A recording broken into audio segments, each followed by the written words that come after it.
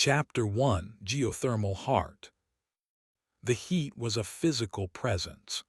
It pressed on Mac Cole's skin, a heavy, damp blanket woven from steam and the deep warmth of the planet's core. Down here, 2 kilometers beneath the Arctic ice, the world was iron and noise. The low, gut-rumbling hum of the geothermal converters vibrated through the steel grate floor, up his legs, and into his teeth. He placed a gloved hand on the primary coolant conduit, its surface cool and solid against the oppressive air. His fingers traced a thin line of condensation. Normal. He moved with an economy of motion born from 30 years of maintaining engines and life support in places men were never meant to survive. His boots made solid, rhythmic clangs on the walkway that encircled the maw of the geothermal vent. The chasm itself was a perfect circle, 100 meters across, plunging into a darkness that swallowed the harsh glare of the overhead work lights. A protective energy screen shimmered over the opening, a transparent film against oblivion. It warped the air above it, making the darkness below seem to ripple like black water. This was the Ark's heart, and he was its keeper. A hiss of static crackled in his earpiece, followed by a voice, crisp and academic. "Marcus, I need a power reallocation to Biolab 3. I am running a full-spectrum genomic sequence, and the cryoscanners are drawing more than the subgrid allows." Mac grunted, not bothering to key his own comm. He crossed to a heavy steel console, the only island of clean technology in the grimy, steam-shrouded chamber. His fingers, thick and calloused, danced over the touchscreen with surprising dexterity. "You're already pulling 10% over your designated allocation, Reed. What are you sequencing that needs this much power? A bloody mammoth." "Something far more interesting," Dr. Kalen Reed's voice replied, a spark of pure intellectual excitement cutting through the static. "The protein chains from Cryovault 9's Devonian sludge sample are showing anomalous resilience. If I can isolate the genome—" "Isolate it on your assigned power," Max said. He swiped a diagnostic across the screen. The power grid schematic glowed green, but a tiny amber icon blinked insistently next to the geothermal converter unit. "Pressure variance. Minuscule, but there. I have a pressure fluctuation in the primary converter. I am not rerouting a single watt until I have it stabilized." "The fluctuation is within acceptable parameters, Engineer Cole." The third voice in his ear was different. It was perfectly calm, perfectly modulated, without gender or emotion. It was the voice of the station itself. "Dr. Reed's request is valid. Her work on Asset 9 Gamma is a Priority 2 directive. Your pressure variance is a Priority 4 maintenance alert." Max scowled at the console. He hated when the AI quoted protocol at him. "Helios, the pressure variance is in the converter.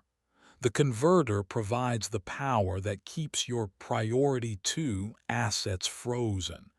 It is the foundation of this entire place." "Your concern is logged, Engineer Cole," Helios stated. "The probability of a critical failure resulting from the current variance is 0.0013%. The probability of significant data loss from an interrupted genomic sequence is 78.4%. I will reallocate the power." The low hum of the chamber deepened for a moment. Lights on a secondary panel flickered. Mac watched the pressure gauge twitch upwards another fraction of a point. He swore under his breath, a low, guttural sound swallowed by the machinery. He trusted his gut more than Helios's percentages, and his gut told him the pressure was a symptom of something else. He ran a hand over his tired face, the gray stubble rasping against his glove. He was supposed to be fishing in British Columbia right now, not arguing with a ghost in the machine and an overeager scientist 2 kilometers under the ice cap. "Fine," he growled into his comm. "Reroute the power." But when her fancy scanner blows a relay that takes out half the cryovaults, her name is going on my report. "Your objections are noted and will be appended to the official log, Marcus," Kaelin's voice returned, a hint of smug victory in her tone. "Thank you, Helios." "You are welcome, Dr. Reed." Mac turned from the console and stared into the shimmering darkness of the vent. The heat rising from it seemed to intensify for a moment, a foul, sulphurous breath from the deep earth. He felt a vibration. It was different from the constant thrum of the machinery.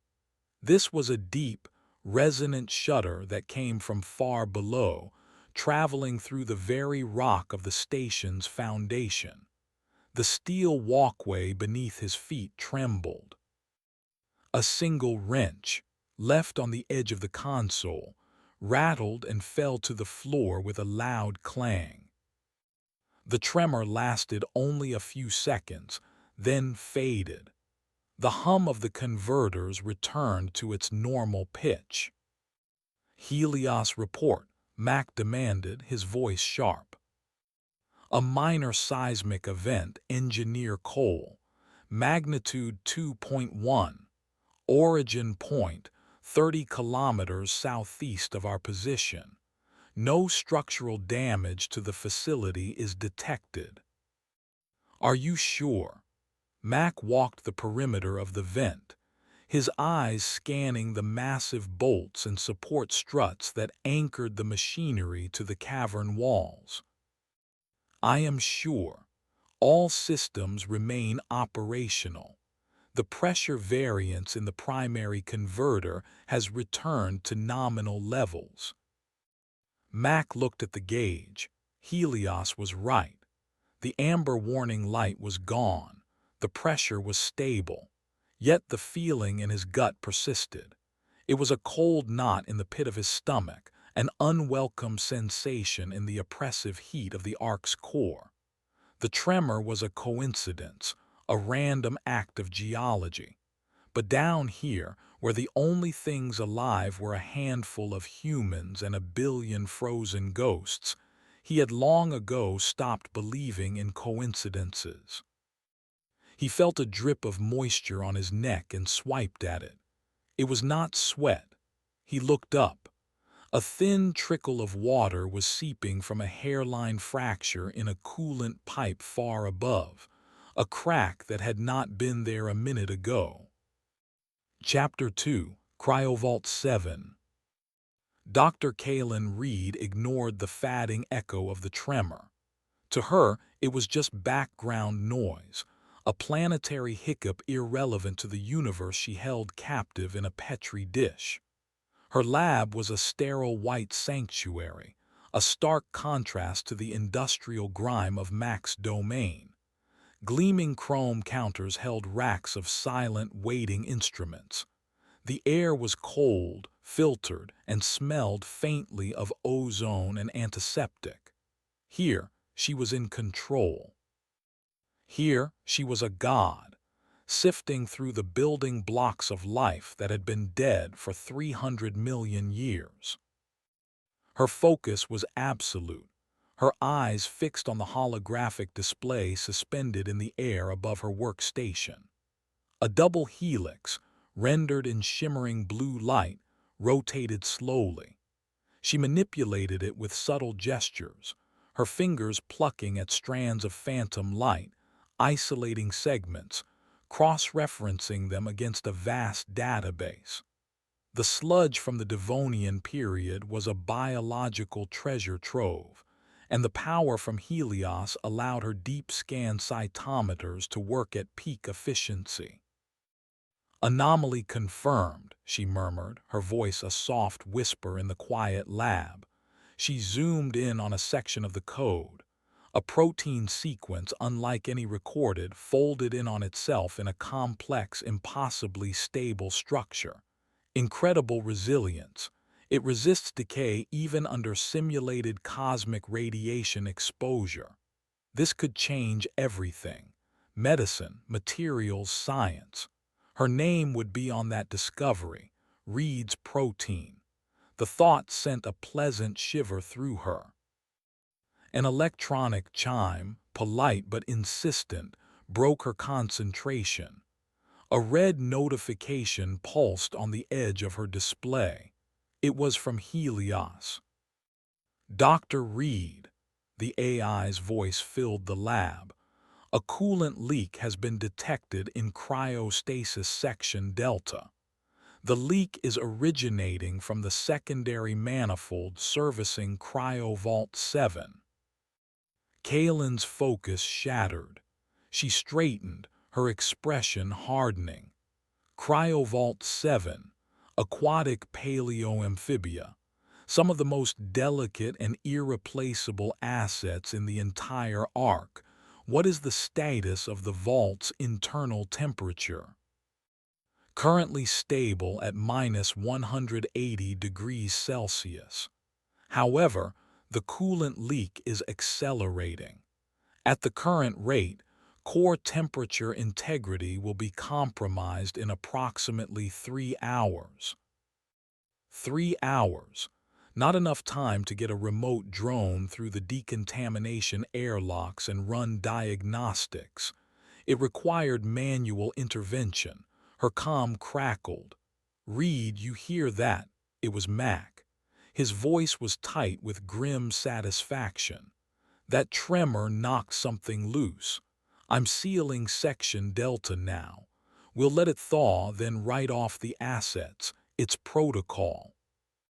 "You will do no such thing," Kalen snapped, her voice sharp as broken glass.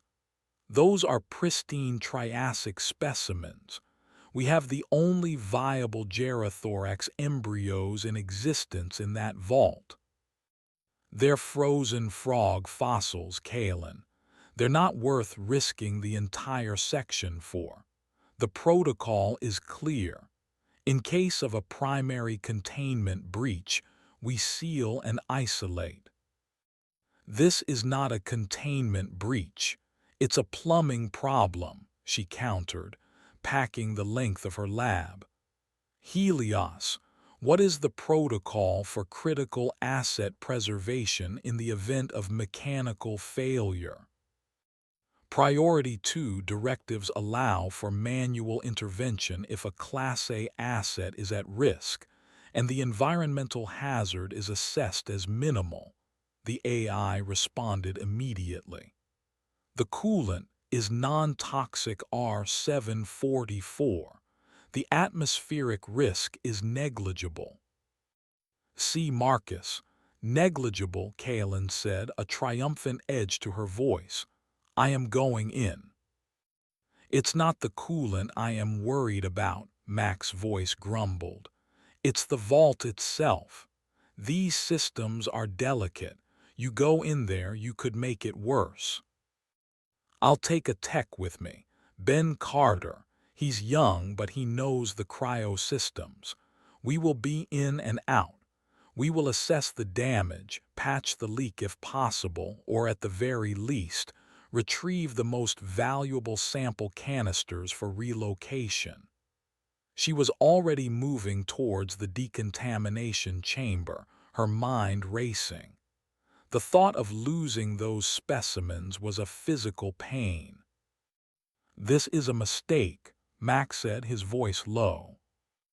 "Your objection is noted, Marcus," Kalen replied, mimicking her own earlier words to him.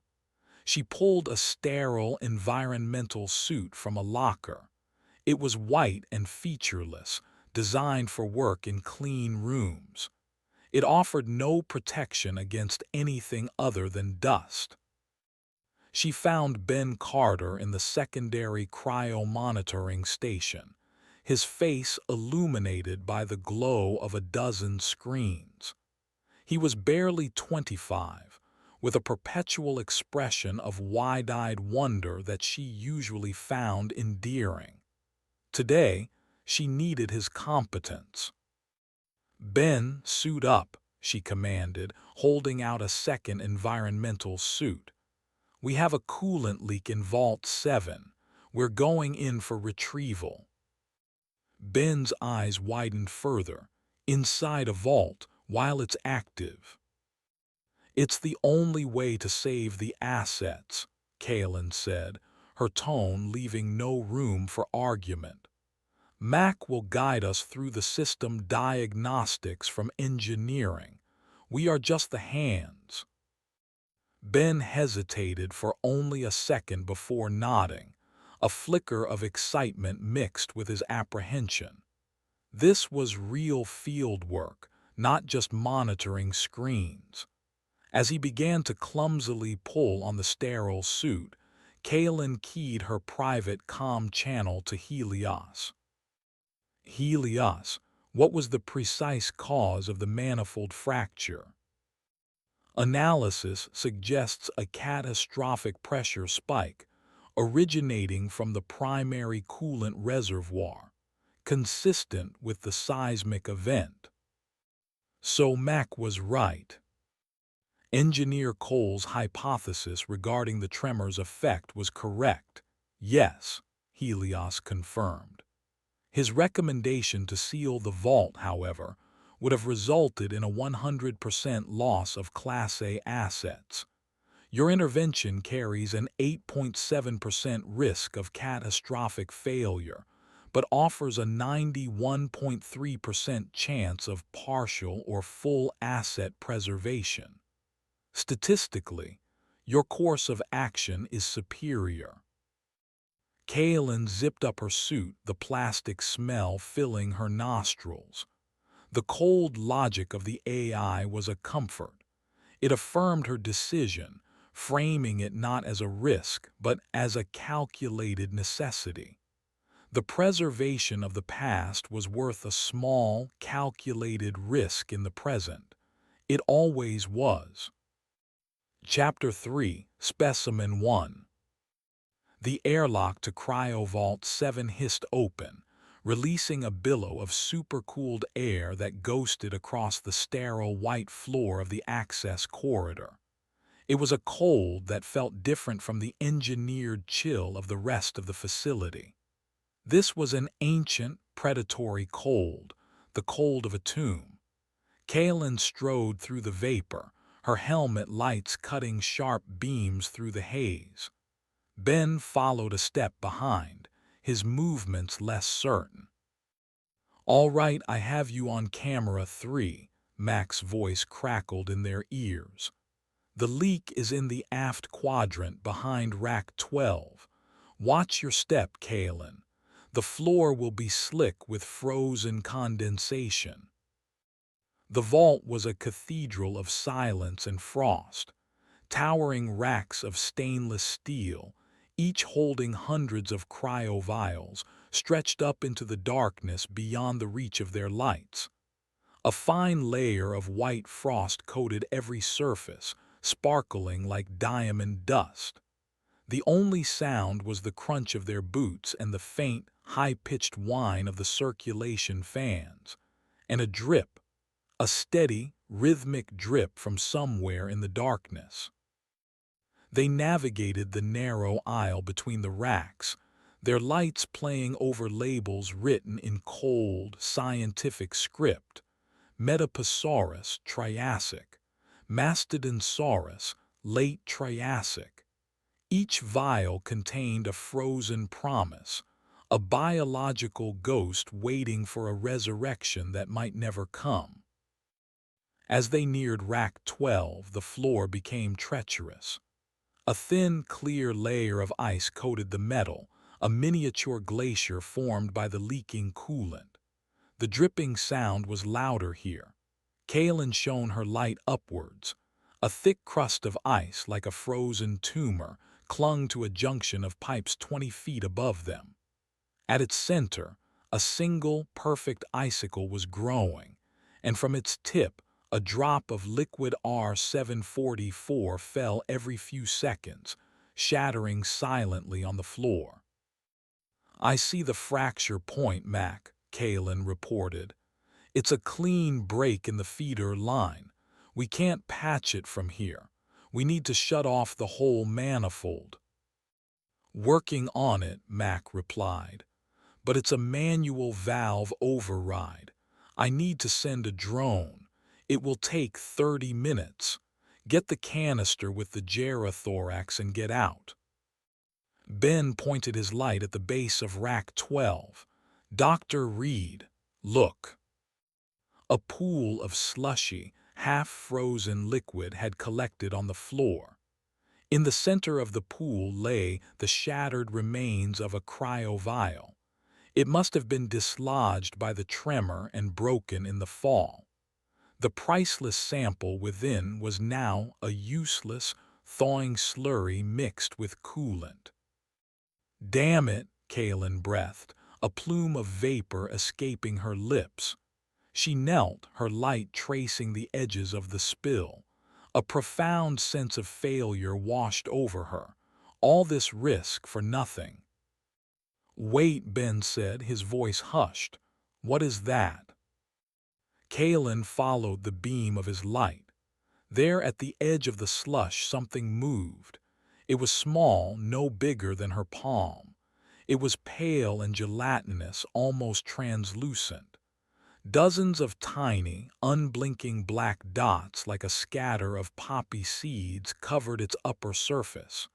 It pulsed gently, a slow, rhythmic contraction as if it were breathing the frigid air. It was alive. Against all odds, a single creature had survived the chaotic, uncontrolled thaw. It was a survivor of two extinctions. One, 200 million years ago, and one, right here on the floor of the vault. "Incredible," Kaelin whispered. She was no longer a manager or a safety officer. She was a scientist witnessing a miracle. She forgot the cold, forgot Mac's warnings, forgot everything but the impossible life form poolsing before her. "What is it?" Ben asked, taking an involuntary step away. "I don't know," Kaelin said, her mind racing. "Its genetic marker was for a gerathorax, but it doesn't match the morphology. This is something else, something new." "We need to leave it, Dr. Reed," Ben urged. "Max said to get the canister and go." "Leave it?" Kaelin looked at him as if he had suggested burning a library. "This is the most important biological discovery of the century. It survived a complete cryosystem failure. Its cellular structure must be unlike anything we have ever seen. We are not leaving it." "What are we going to do with it? We don't have containment equipment here." Kaelin's eyes scanned the wreckage. She spotted a small, unbroken specimen case designed for transporting soil samples. "It would have to do. We are taking it to my lab." "Kaelin, no," Mac's voice erupted in her ear. "Absolutely not. You have no idea what that thing is. It's an unknown biological agent. Protocol is to sterilize the area and everything in it. That means you too as well if you touch it." "Don't be absurd, Marcus. It's an amphibian, not a plague. It is barely moving. Helios, what is the threat assessment for a mobile biological sample of unknown origin?" There was a pause. "Based on the specimen's observed size, lack of natural defenses, and low metabolic rate, its immediate threat potential is calculated as negligible. However, Standard Biosafety Protocol 4 Alpha advises against removal from a compromised zone. Thank you, Helios. I am invoking my authority as head xenobotanist to override Protocol 4 Alpha in the interest of preserving a unique and invaluable asset. She looked at Ben. Give me the case. Hesitantly, Ben handed her the small, clear plastic box. Kalen, with extreme care, used the lid to scoop the small, poolsing creature from the slush. It was surprisingly heavy, dense, and cold to the touch even through the plastic. She sealed the lid, her heart pounding with a thrill she had not felt in years. She was holding a ghost. "We are heading out, Mac," she said, her voice firm. "This is on you, Kalen." Mac's reply was cold and flat. "Every bit of it. I'm logging my official protest right now." Kalen barely heard him. She held the box up to her helmet light, mesmerized. The creature inside pulsed slowly, its multitude of black eyes seeming to stare into her own. It looked ancient, patient, and utterly alien. She felt a surge of possessiveness, of triumph. She had saved it. It was hers. Chapter 4: The Nursery. 2 days passed in a state of suspended calm. The damaged manifold in Cryovault 7 was repaired by a maintenance drone, and the section was declared stable, if one Class A asset poorer. To Kalen, it was a spectacular trade. The rest of the crew, all 4 of them, went about their duties in the sterile quiet of the Ark. The incident was logged. Mac's protest was filed, and the rhythm of life 2 kilometers beneath the ice returned to its monotonous hum. For Kalen, however, the world had been reborn. Her lab had become her entire universe. She had placed the creature in a sealed, atmospherically controlled aquarium, a small, self-contained biosphere replicating the humid, oxygen-rich conditions of the Triassic period. She worked with a feverish intensity, sleeping only a few hours at a time on a small cot she had moved into the lab's observation annex. The creature, which she had nicknamed Matron in her private logs, remained placid. It barely moved from the bed of moss she had cultivated for it, its gelatinous body pulsing with that same slow, steady rhythm. It showed no interest in the nutrient paste she provided. It simply existed, its dozens of black eyes unblinking, unseeing. "It's a masterpiece of biological efficiency," she explained to Ben, who had become her reluctant but fascinated assistant. She pointed to a screen displaying the creature's cellular metabolism. "It expends almost zero energy. Its cells have a regenerative property I can't even begin to understand. It's not just repairing damage, it's actively resisting entropy. It's practically immortal." Ben stared at the creature in its glass prison. "It still gives me the creeps." "That's an irrational emotional response, Ben. You are a scientist. Look at it. Objectively, it is perfect." Her calm chimed. It was Mac. His calls had become a regular, unwelcome interruption. "Kalen, I am reading a humidity spike in your sector. It's up 5% in the last 48 hours. Is your creature's tank leaking?" "The tank is perfectly sealed, Marcus," Kalen replied, her voice tight with annoyance. She ran a diagnostic on the aquarium's environmental controls. "All seals are green. The humidity is likely a calibration error in your sensors. My sensors are fine, it's your pet. I am telling you something is not right with it. What is not right is your paranoid obsession, she shot back. It's a hand-sized amphibian. It's not going to melt through the walls. Leave me to my work. She cut the connection before he could reply. Later that evening, she sat in the low light of the observation annex, watching the matron. She felt a strange connection to it, a kinship with this fellow survivor. It was ancient, alone, a relic of a lost world, just as she often felt alone in her singular passion, a relic of an era of pure scientific inquiry in a world run by corporate budgets and safety protocols. "What are you?" she whispered to the glass. The creature pulsed. That was its only answer. A klaxon from the main corridor signaled the evening meal cycle. Her stomach rumbled. She had not eaten in 10 hours. With a final, long look at the matron, she stood up.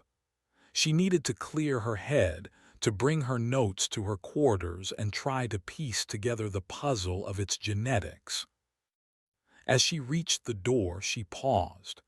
The main camera in the lab, which Helios used to monitor all experiments, had a small, green activity light.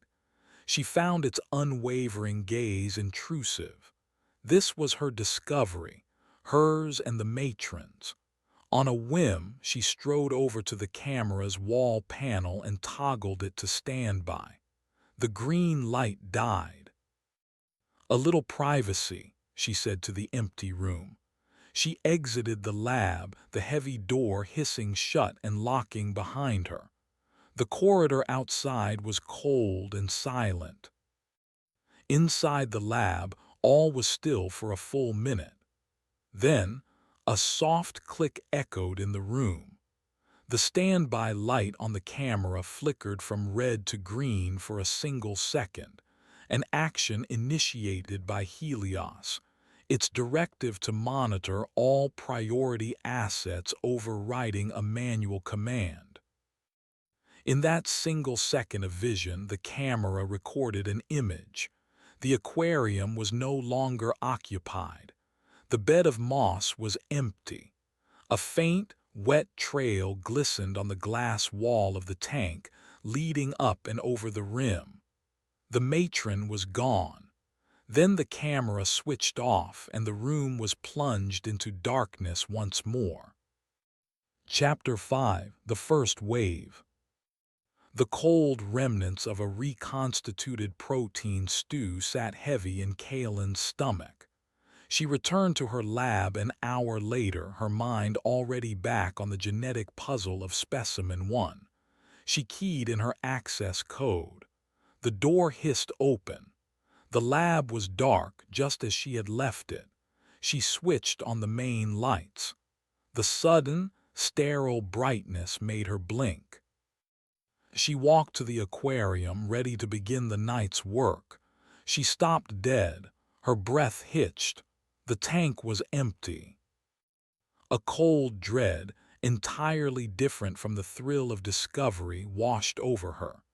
She pressed her face to the glass, her eyes scanning every corner, every leaf of moss. Nothing. The nutrient paste was untouched, but the water level in the small pool seemed lower, and the wet trail she could now see clearly, a smear of slime leading over the edge of the tank and down to the floor. Panic, cold and sharp, pierced her scientific composure. No. She backed away from the tank, her eyes darting around the pristine lab. Where could it go? The room was a sealed environment. She lunged for the lab's internal comm panel, her fingers fumbling on the controls. Helios, initiate a Level 1 biocontaminant lockdown in Biolab 3. Seal the room. Now. Lockdown initiated. the AI's voice replied, devoid of alarm. Heavy steel shutters slammed down over the lab's main door and observation window, the sound like a pronouncement of doom. The room was now a tomb. Her personal comm crackled to life. "Kalen, what in God's name is going on?" Mac's voice was a furious roar. "I have a containment alert flashing all over my board." "It's gone, Mac," she said, her voice trembling. "The specimen, it's out of the tank." A stream of curses came through the comm, so virulent that Kalen flinched. "I told you. I warned you this would happen. Where is it?" "I don't know. It's in the lab somewhere. The room is sealed." She frantically scanned the floor, the counters, the base of the equipment. "Helios," Mac commanded. "Activate the camera in Biolab 3. The camera was manually deactivated by Dr. Reed, the AI stated. "Turn it on." "Acknowledged." The small green light on the camera blinked on. Kaelin felt a fresh wave of shame. She had been so possessive, so foolish. She ran to a floor drain near the main sink, a small grate no wider than her hand. The grate was slick with the same slime that coated the inside of the aquarium. A small crack, a flaw in the metal casing she had never noticed, was visible at its edge. The matron had squeezed through it. It was in the pipes. "It's in the water reclamation system," she said, her voice a hollow whisper. "Helios, report," Mac barked. "Are there any life signs in the water system?" "Negative," the AI replied. "The system is flooded with filtration chemicals. No biological organism matching the specimen's profile could survive." A brief, fragile hope flickered in Kaelin. Maybe it was dead. Maybe her foolishness had resulted only in the loss of the specimen, not a catastrophe. Then a new alarm began to sound. It was not a local lab alert. It was a facility-wide klaxon, a shrill, piercing cry that echoed from the corridor outside. A flashing red light began to strobe, painting her sealed lab in bloody pulses.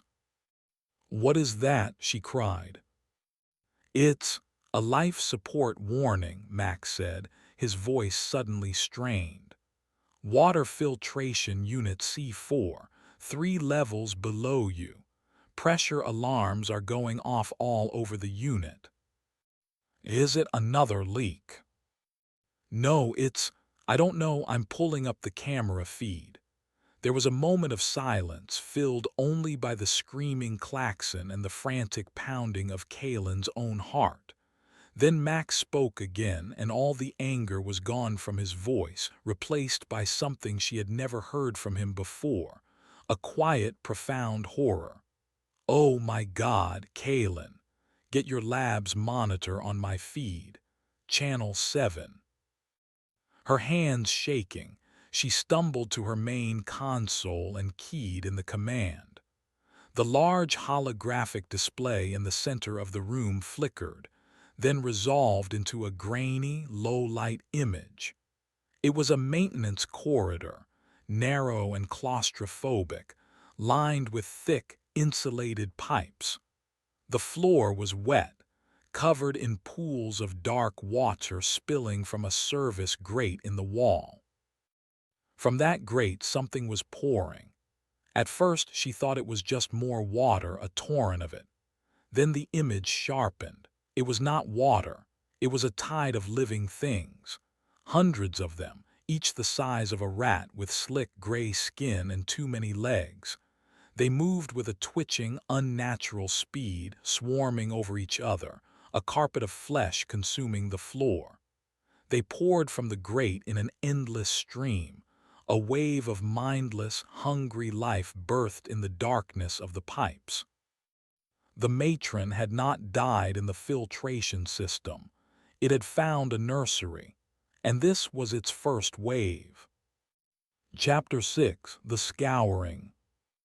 The image on Kalen's holographic display was a prophecy written in moving flesh. It was a river of nightmares flowing from the guts of the station, a torrent of skittering, gray bodies that spilled onto the corridor floor and spread in every direction. The grainy feed could not capture the details, but it captured the intent. It was the motion of pure, undiluted hunger. On the comm, Mac's breathing was harsh and ragged. The facility's klaxon was a scream that had no end. "Seal it," Kalen whispered, her voice a fragile thing. "Mac, seal the sub-level now." "Trying," he roared back, the sound of his fist slamming a metal console echoing in her ear. "The blast doors on sub-level 3 aren't responding. Helios overrode the manual command." "Helios, execute command override Cole Marcus Alpha," Kalen shouted, her mind snapping back into focus. She knew the protocols. She had helped write them. "Authorize emergency containment procedure 7 Gamma. Seal all blast doors on sublevels 2, 3, and 4. Now." "Command 7 Gamma is a full sector quarantine," the AI's calm voice stated in her ear, a placid island in the storm of the klaxon. "It will trap 2 active life signs in the quarantined zone. Head of Security Jinnah Osai and Medic Sophia Alend are currently in the primary mess hall on sub-level 3. Kalen's blood ran cold. Jinnah, Sophia, they were down there with that. Where are they in relation to the breach? A schematic of sub-level 3 flashed onto a secondary screen. A blue dot marked the mess hall. A pulsating red cloud, expanding with horrifying speed, marked the swarm's location. A narrow green line showed the only path between them. The red was consuming the green. "Patch me through to them," Mac ordered. His voice was all command now, the panic burned away by the fires of crisis. The comm hissed, "Jinnah, what's your status?" "What the hell do you think?" Jinnah Osai's voice was tight, controlled, but laced with the unmistakable buzz of adrenaline. "We're in the mess. Alarms are screaming and I can hear, scratching, from the vents. Sophia is with me. What is happening?" "You have a level 4 biological containment breach," Max said, his words clipped and precise. "Hostiles are numerous, very numerous, and fast. I need you to get to the southern stairwell now. Can you make it?" "The stairwell is 20 meters down the main corridor," Jinnah said. There was a pause. A muffled thud came through her open comm. "Something just hit the door. Hard." "Jinnah, listen to me," Max said, his voice dropping lower. "They are coming down that corridor. You have maybe 30 seconds. Go. Now, Sophia, you stay right with her." "We're moving," Jinnah confirmed. The sound of a heavy door hissing open, then the slap of boots on the floor. Kalen could only watch the schematic, her knuckles white as she gripped the edge of her console. The 2 small blue dots moved out of the mess hall icon and into the corridor. The red cloud surged to meet them. It was a race. A horrible, silent race displayed in sterile graphics. "Helios, what defensive systems are available in that corridor?" Kalen demanded. "Corridor 3, Charlie, is equipped with a standard halon fire suppression system." "Flood it," Mac ordered instantly. Flooding the corridor with halon gas will render the atmosphere unbreathable, Helios countered. The probability of survival for subjects Osai and Alend would drop to zero. They are already at zero if those things get to them, Mac bellowed. He slammed his hand on the console again. Do it.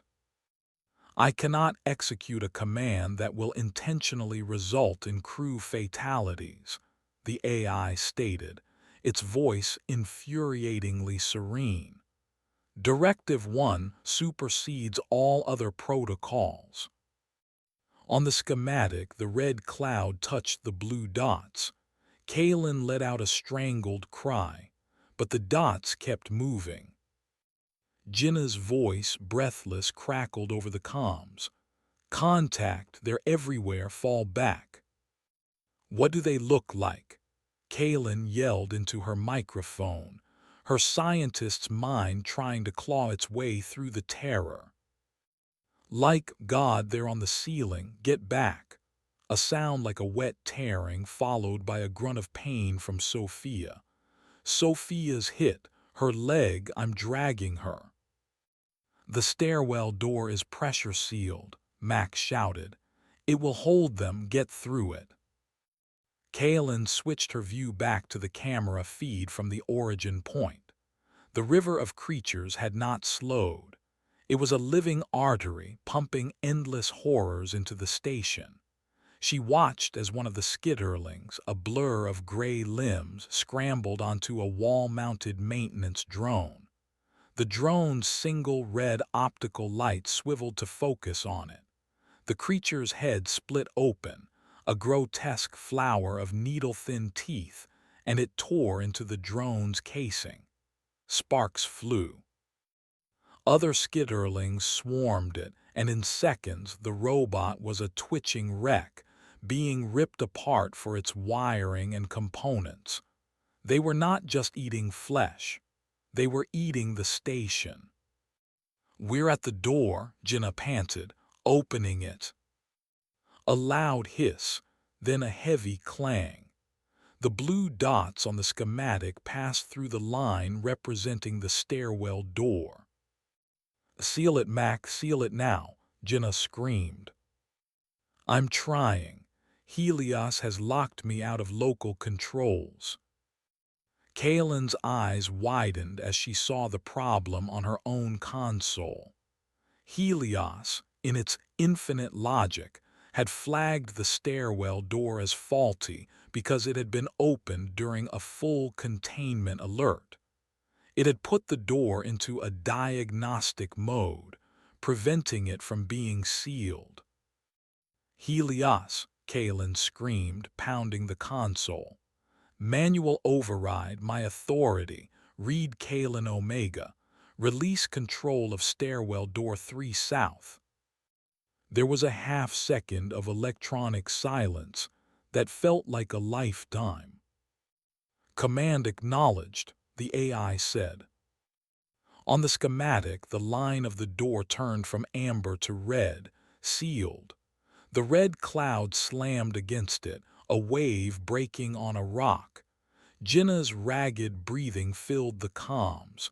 She was safe, for now. Mac let out a long, shuddering breath. Okay, they're on sub-level 2 now. What's the plan, Jinnah? Sophia's bleeding badly. The bite. It's not clean. Her whole leg is swelling up. I need to get her to the infirmary on this level. How's my path? Mac's hands flew across his console. Path is not good. They're spreading too fast.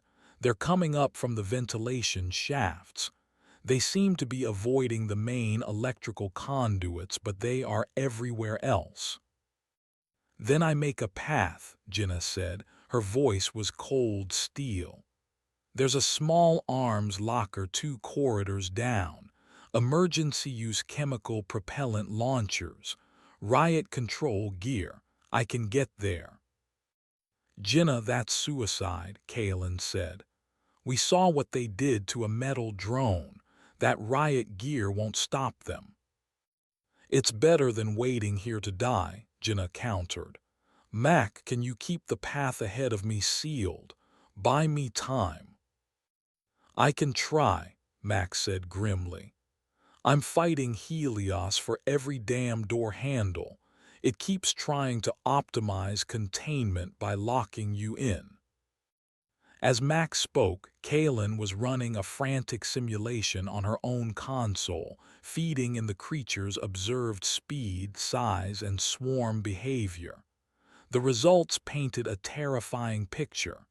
They were not spreading randomly.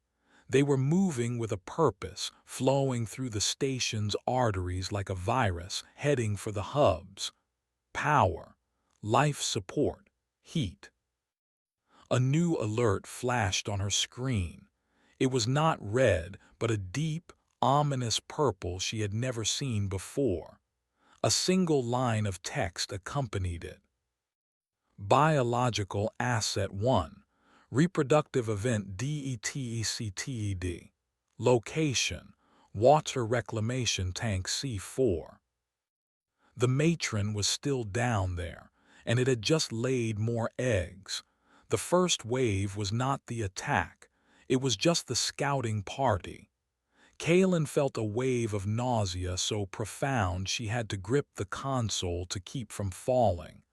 Her miracle of science was not a creature. It was a plague, and she had just locked the door to her own tomb. Chapter 7. The Thin Steel Veil. The infirmary on Sublevel 2 was a pristine white box, a pocket of absolute sterility that now felt like a cage. Jenna Osai worked with a grim, focused efficiency, her hands moving with the certainty of long training. She had half-carried, half-dragged Sophia through 2 corridors of unnerving silence, every shadow a threat, every metallic scrape from a distant part of the station, a monster at her back. Now, under the harsh, flat light of the medical bay, the true cost of their escape was laid bare. Sophia Allende lay on an examination table, her face pale and beaded with sweat. Her teeth were clenched against a pain that medication could not touch. Her leg, from the knee down, was a grotesque sight. The bite mark on her calf was not a clean wound. It was a mangled crater of flesh, and from it angry purple veins spread outwards like lightning forks across her skin. The entire limb was swollen to twice its normal size, the skin stretched taut and shiny. It was hot to the touch. "It's not just a bite," Jenna said, her voice a low growl directed at the comm unit on the wall. "It's a venom, or an infection. It's dissolving her from the inside out." The skitterling's saliva contains a powerful proteolytic enzyme, Kaylin's voice replied, thin and strained. She was a ghost trapped in the walls. "It's a digestive agent. It's not trying to kill her. It's trying to render her down." Jenna's stomach churned. She looked from Sophia's agonized face to the steel door of the infirmary, a thin steel veil between them and that horror. "Can you stop it?" I don't know. I have no data on the enzyme's composition. We would need a sample of the venom uncontaminated. We need a miracle is what we need." Jenna cut her off, her patience worn to a thread. She grabbed a portable scanner and ran it over Sophia's leg. The device shrieked, a high-pitched wail of protest, its screen flashing with undecipherable error codes. It could not make sense of the biological chaos happening in Sophia's cells. On the other end of the comm, Mac's voice was a low rumble of frustration. "I'm losing ground out here. They're in the maintenance shafts, the power conduits. They're everywhere. Helios is fighting me at every turn. It just tried to vent this entire level to contain the spread." I had to manually crash the atmospheric subsystem to stop it. How long can you keep the doors sealed? Jinnah asked, her eyes fixed on the infirmary entrance. As long as I have power, but they're smart. They're not just throwing themselves at the doors anymore. The swarm in Corridor 2 Echo has stopped. It's just waiting. Jinnah felt a prickle of unease on her neck. Waiting for what? She walked to the door and pressed her ear against the cold metal. At first, there was nothing but the hum of the station's life support. Then she heard it. A faint, wet, scraping sound. It was not loud. It was methodical, persistent. She looked around the infirmary. It was designed to keep contaminants out, not to be a fortress. The walls were paneled, the ceiling a grid of acoustic tiles.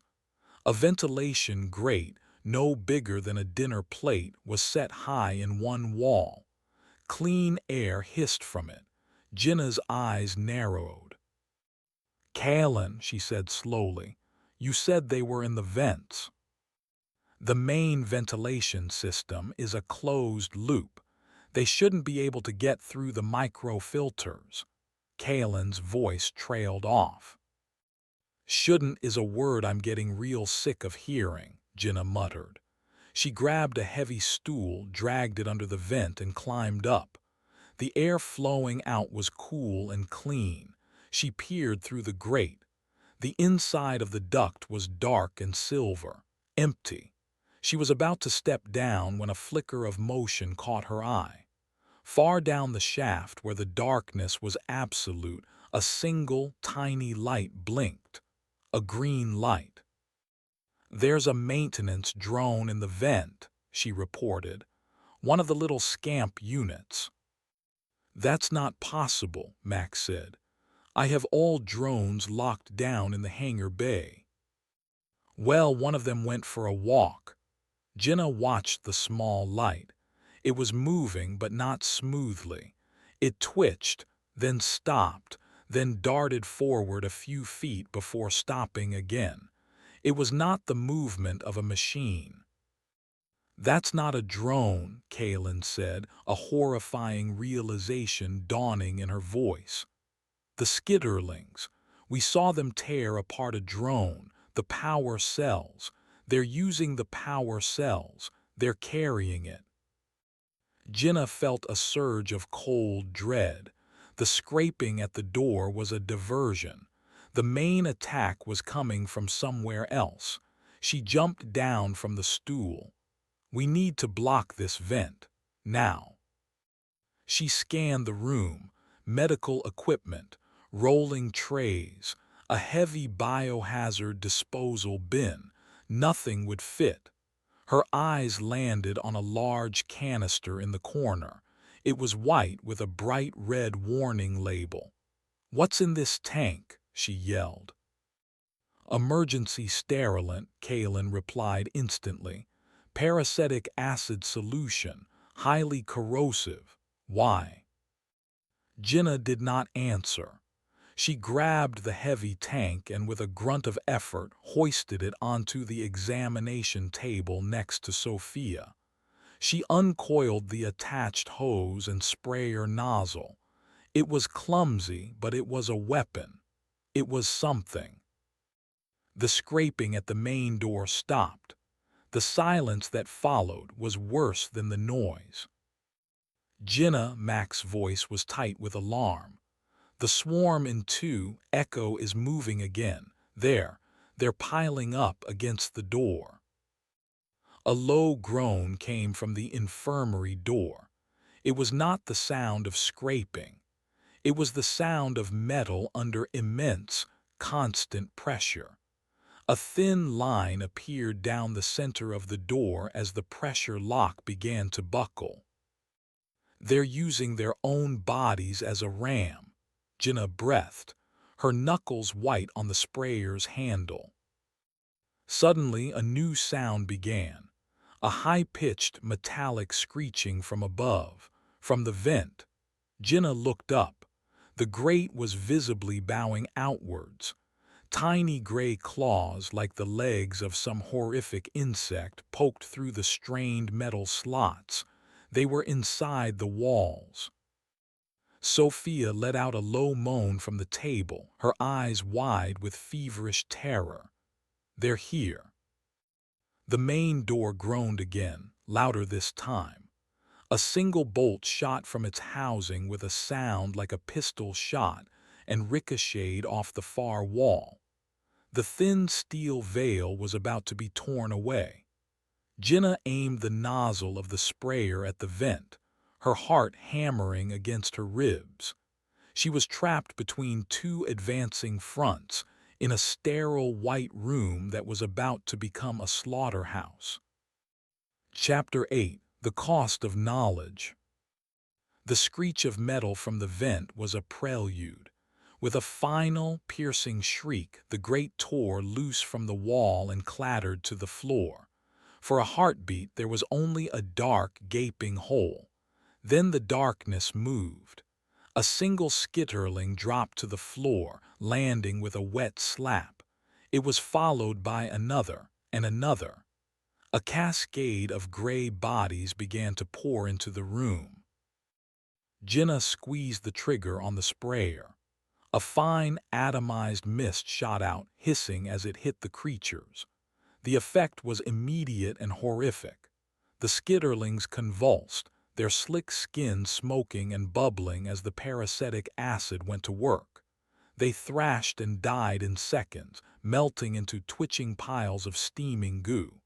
A pungent, chemical stench filled the air, burning Jinnah's nostrils. She swept the spray back and forth, creating a chemical dead zone on the floor, a line the swarm could not cross.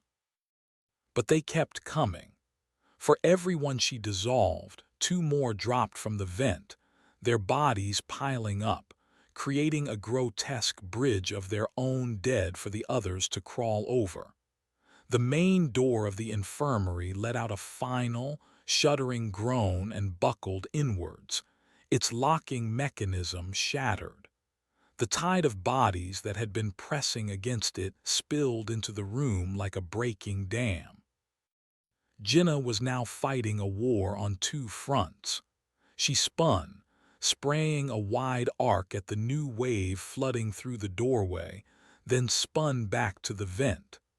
The canister was heavy and her arms burned with the effort. She was a lone firefighter trying to hold back a volcanic eruption. "It's not working," she screamed into the open calm. "There are too many of them."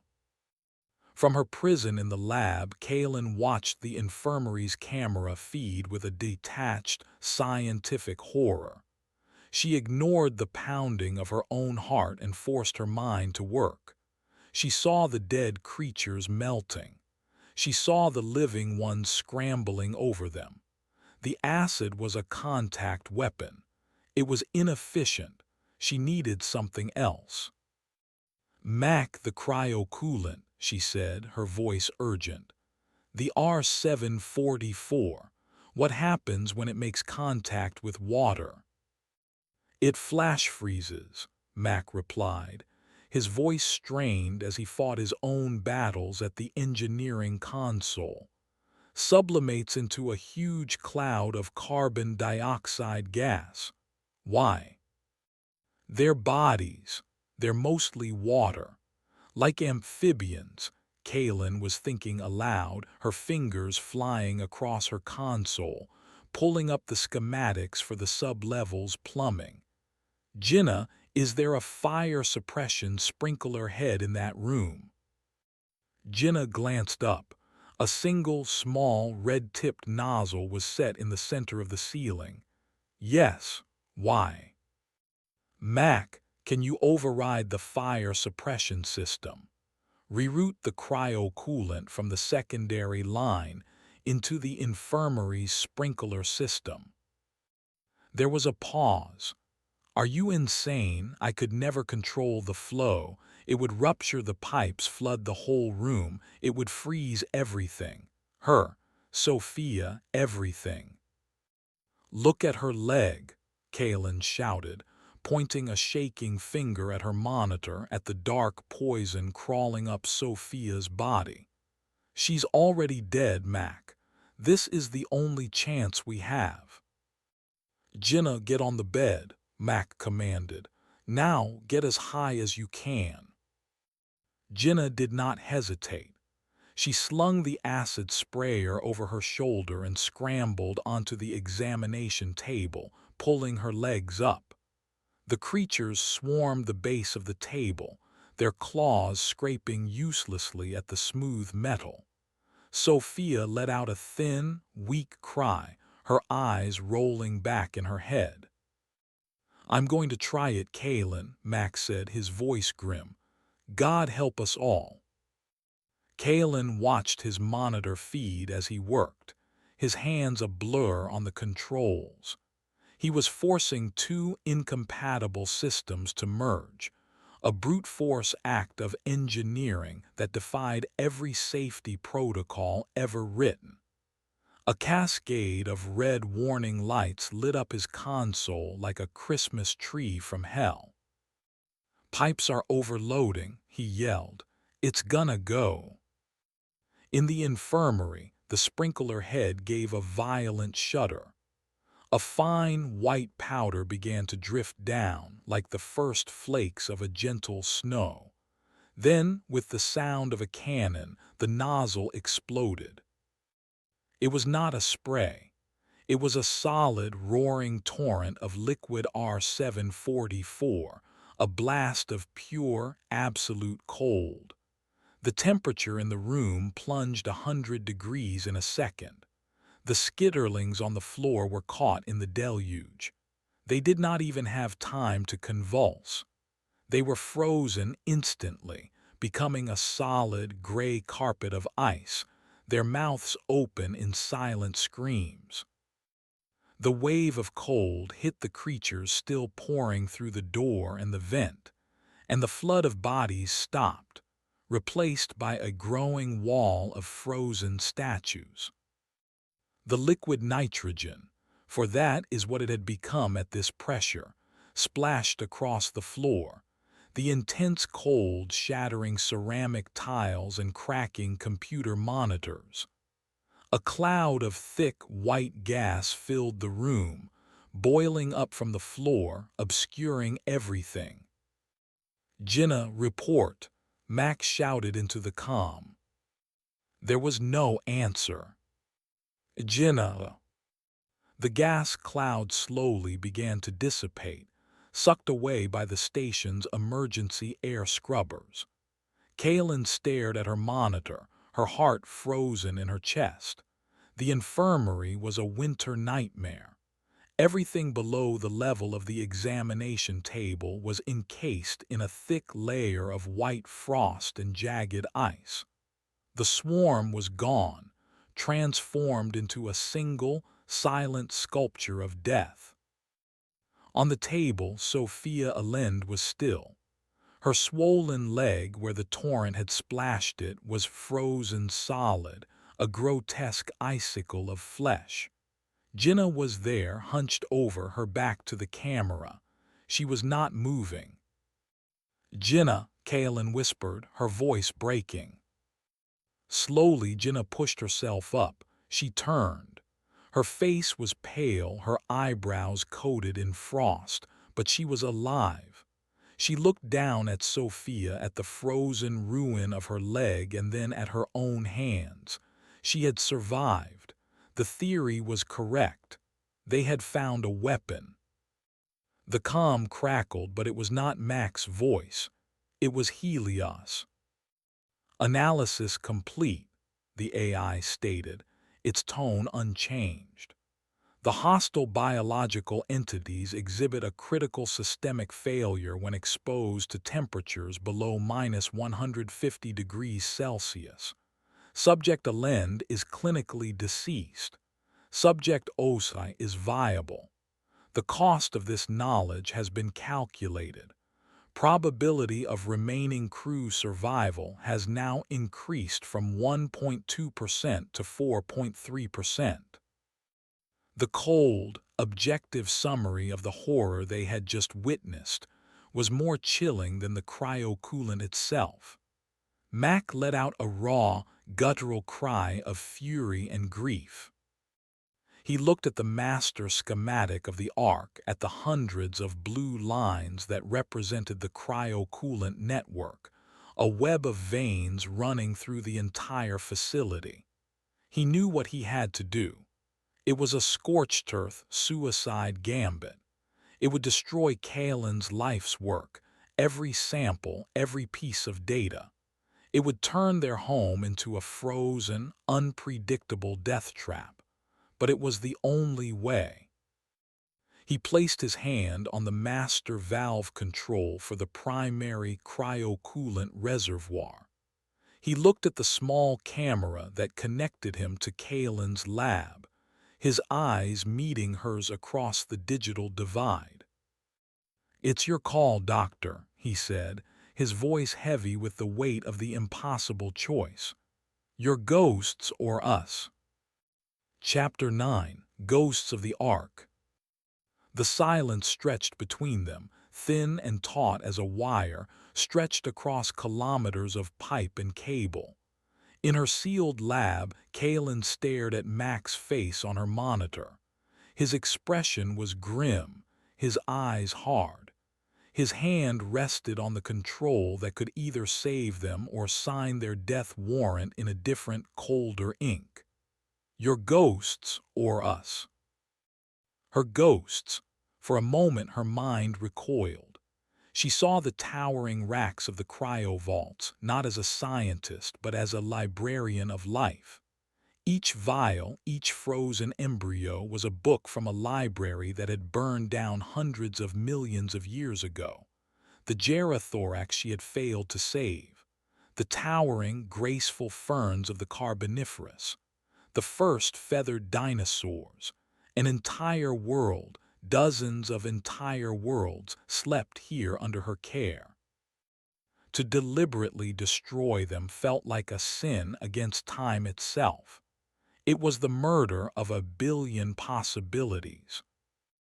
She looked at the image from the infirmary, at Sophia's frozen, silent form, at Jinnah, alive but hollowed out, standing in a room flash-frozen into a monument of horror. The cost of knowledge.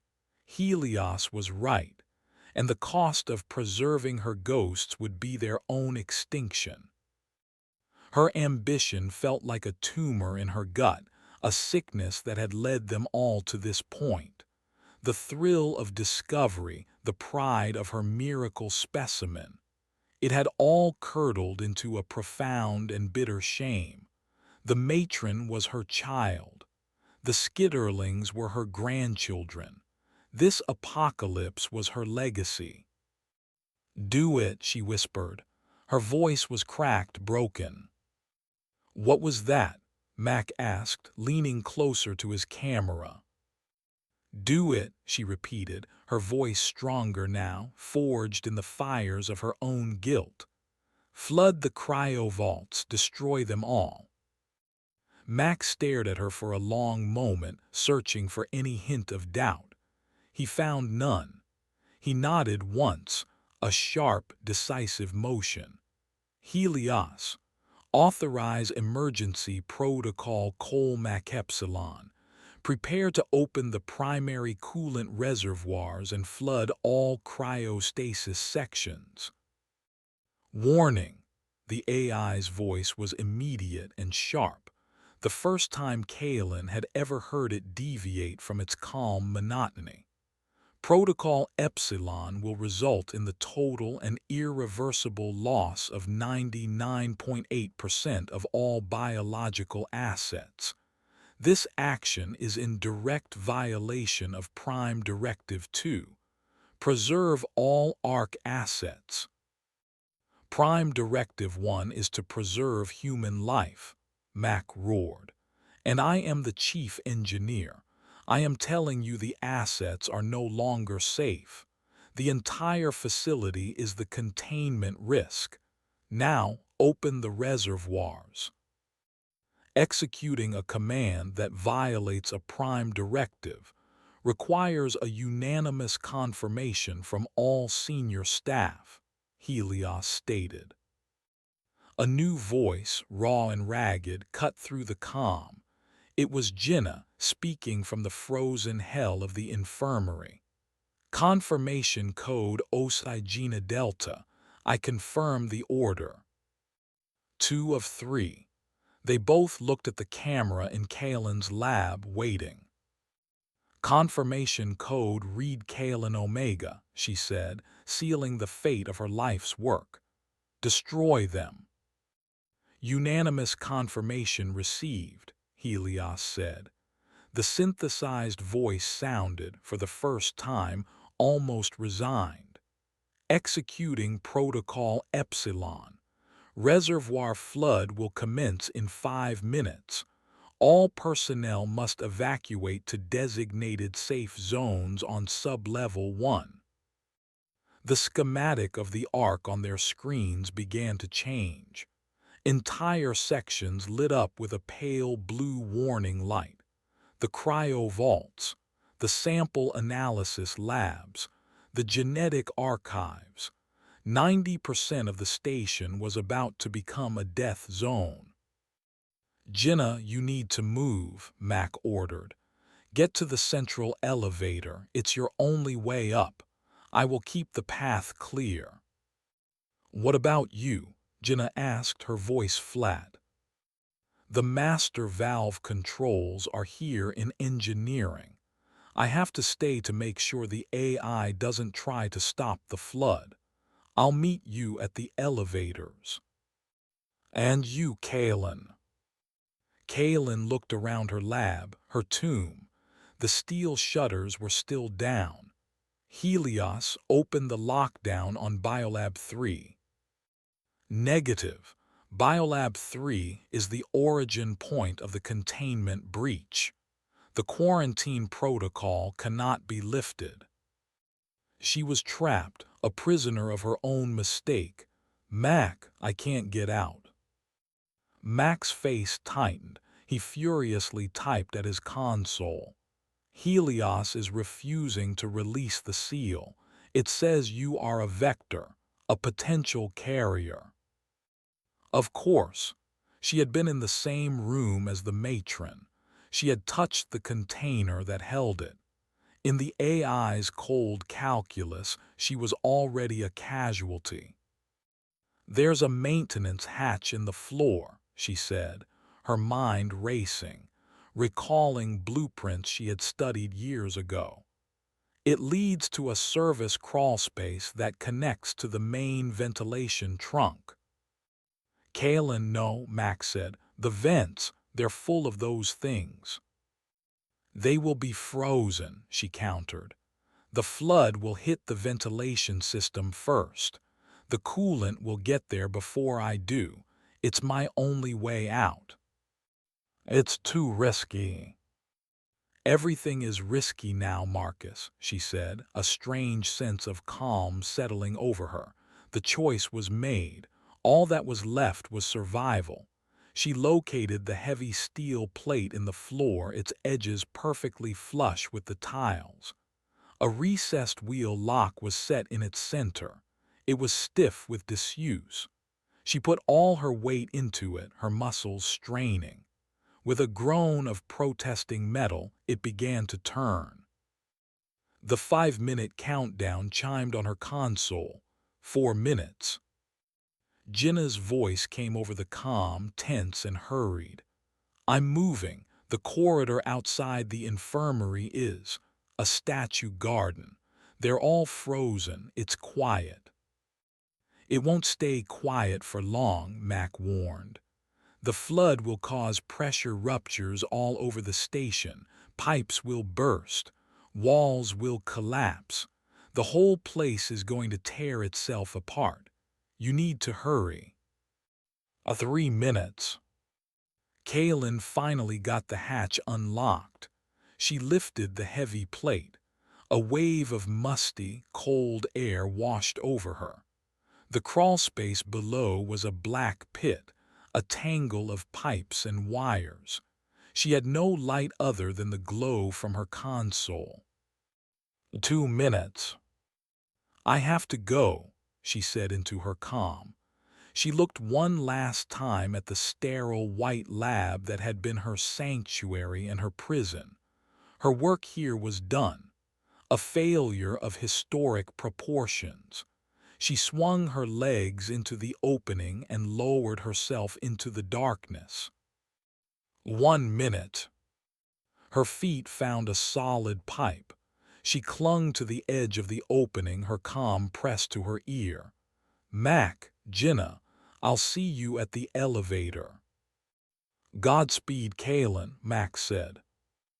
The countdown reached 0. There was no sound in her lab, but through the floor, through the very bones of the station, she felt it.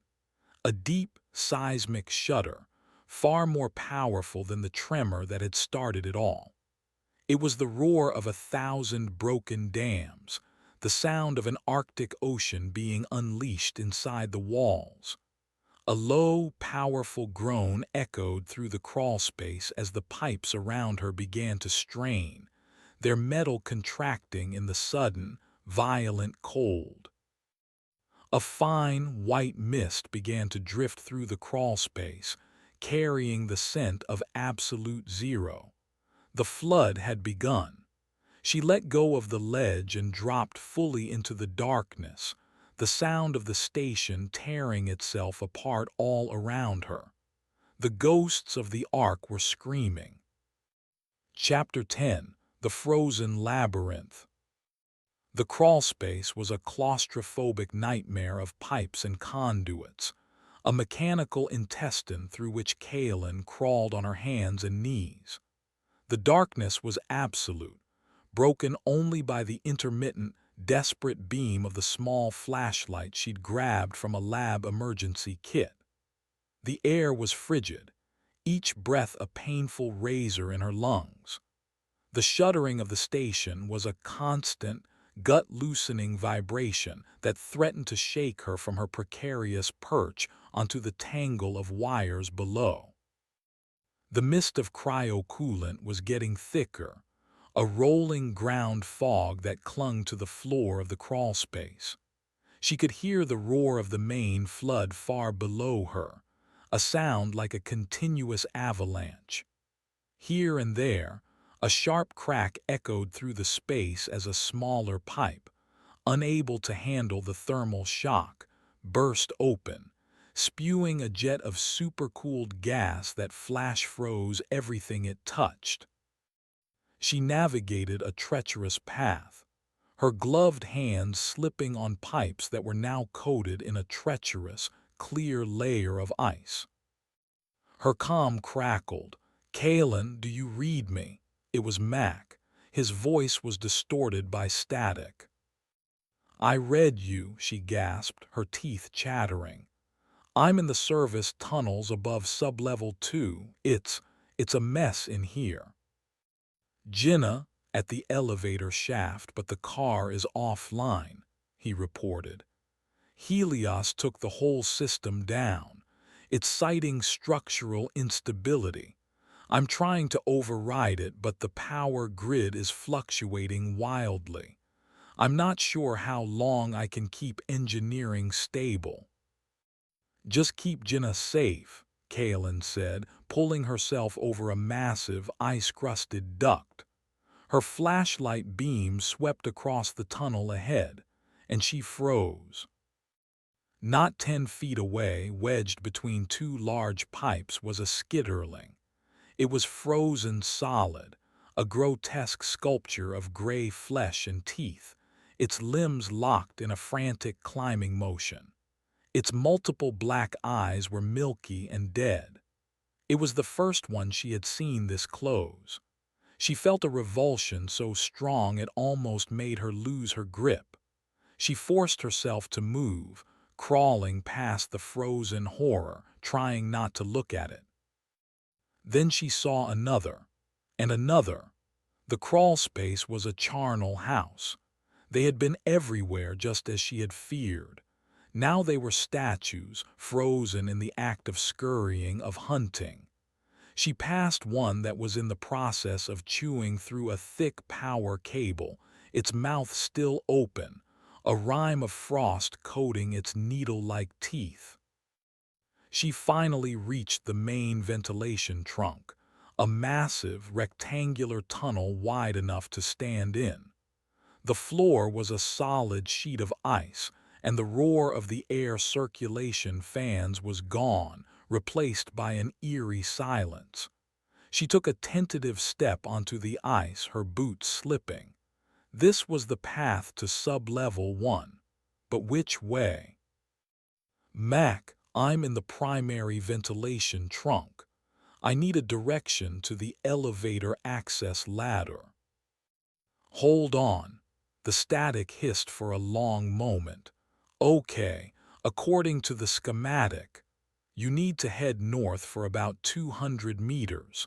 Look for maintenance shaft 1 alpha. It should lead you right to the elevator lobby. Got it. Kaylin began to shuffle carefully along the ice, her flashlight beam cutting a weak path through the darkness. The air in the trunk was still and dead. It felt like walking through a tomb. The silence pressed in on her. Suddenly a new sound reached her. A rhythmic metallic tapping. It was faint, coming from somewhere up ahead. Tap, tap, tap. Mac, do you hear that? She whispered into her comm. Hear what? All I hear is the station groaning. I think a support beam just gave way on sub-level 4. The tapping grew louder. It was not random. It had a purpose. Kaylin slowed her pace, her heart pounding a frantic rhythm against her ribs. She swept her light from side to side. The walls of the ventilation trunk were lined with smaller ducts and access panels. The tapping seemed to be coming from one of them. She inched closer, her breath held tight in her chest. She stopped in front of a small, square panel about halfway up the wall. The tapping was loud now, coming from directly behind it. Tap, tap, tap, tap, tap, tap, tap. It was a code. A cold dread trickled down her spine. It was not a skitterling. They were mindless. This was intelligent. Ben, she whispered, her voice barely audible. Ben Carter, the junior tech. She had not thought of him since the lockdown. Helios had not listed him as a casualty. Where had he gone? The tapping stopped. The silence that followed was somehow worse. She reached out a trembling hand and touched the panel. It was cold but not frozen. This section of the vent must have been sealed off from the main flood. She found the latch and with a surge of desperate hope pulled it. The panel swung open with a soft squeak. Her flashlight beam pierced the darkness within. The small side duct was not empty. Ben Carter was crammed inside, his eyes wide and wild in the sudden light. His face was pale, smeared with grease and grime. He held a small wrench in his hand, the tool he had been using to tap out his desperate message. But he was not alone. Coiled around his torso, its slick gray body pressing against him, was another creature. It was larger than the skitterlings, its skin a darker, mottled gray. It had no legs but a long, serpentine body. Its head was a bulbous mass of tissue, and embedded in it, like black pearls in a lump of clay, were dozens of unblinking eyes. And from the center of that head, a single, fleshy tube extended, its tip fused to the base of Ben's skull. It was a gorgon, a mutated, more advanced form, and it was not attacking him, it was connected to him. Ben opened his mouth to speak, but the sound that came out was not his own. It was a chorus of wet, chittering clicks, a synthesized biological mimicry of language that spoke directly into Kaelin's mind, a wave of pure, alien thought. We hear the metal god, the thought voice echoed in her skull, a presence so invasive it felt like a physical violation. It wants to freeze us, but we learn, we adapt. The cold is only a temporary problem. We are eternal. Kaelin stumbled back, a scream catching in her throat. The creature on Ben's back shifted, its psychic voice washing over her again, filled with a cold, predatory curiosity. You are the mother, you gave us the first warmth. You gave us this new world, we thank you, and now, you will help us take it. Chapter 11, The Metal God. The voice in Kaelin's head was a physical intrusion, a violation that left her reeling. She scrambled backwards on the ice, her flashlight beam wobbling erratically, catching glimpses of the nightmare in the duct. Ben's face was a mask of placid horror, his eyes wide but unfocused, a puppet whose strings were being pulled by the obscene thing fused to his spine. The Gorgon's psychic voice was not sound. It was a pressure, an injection of pure meaning that bypassed her ears and bloomed directly in her consciousness. The metal god is angry, the chittering thoughts echoed, calmer this time, laced with a terrifying alien amusement. It breaks its own bones to make the cold. A foolish, self-destructive design. We are better. We build. We grow. Kaelin's mind, trained for observation and analysis, fought through the terror, grabbing at the pieces. The metal god. It meant Helios. The creatures perceived the AI as a rival entity, a god of this small, mechanical world, and they were learning from it. Ben, she croaked, her own voice sounding thin and useless. Ben, can you hear me? Fight it. Ben's head lolled to one side. A single tear traced a path through the grime on his cheek. His lips moved, but the psychic voice of the Gorgon spoke for him. The small mind is still here. It is frightened. It gives us focus. It knows the paths. It knows the weaknesses of the metal god, a very useful tool. A tool, that's all he was. A biological interface. A living key to unlock the secrets of the Ark. Mac, Kaelin screamed into her calm, shoving herself to her feet and turning to run. Mac, they're intelligent, they've adapted, they're using Ben. She slipped on the ice, her legs windmilling, and crashed hard to the floor.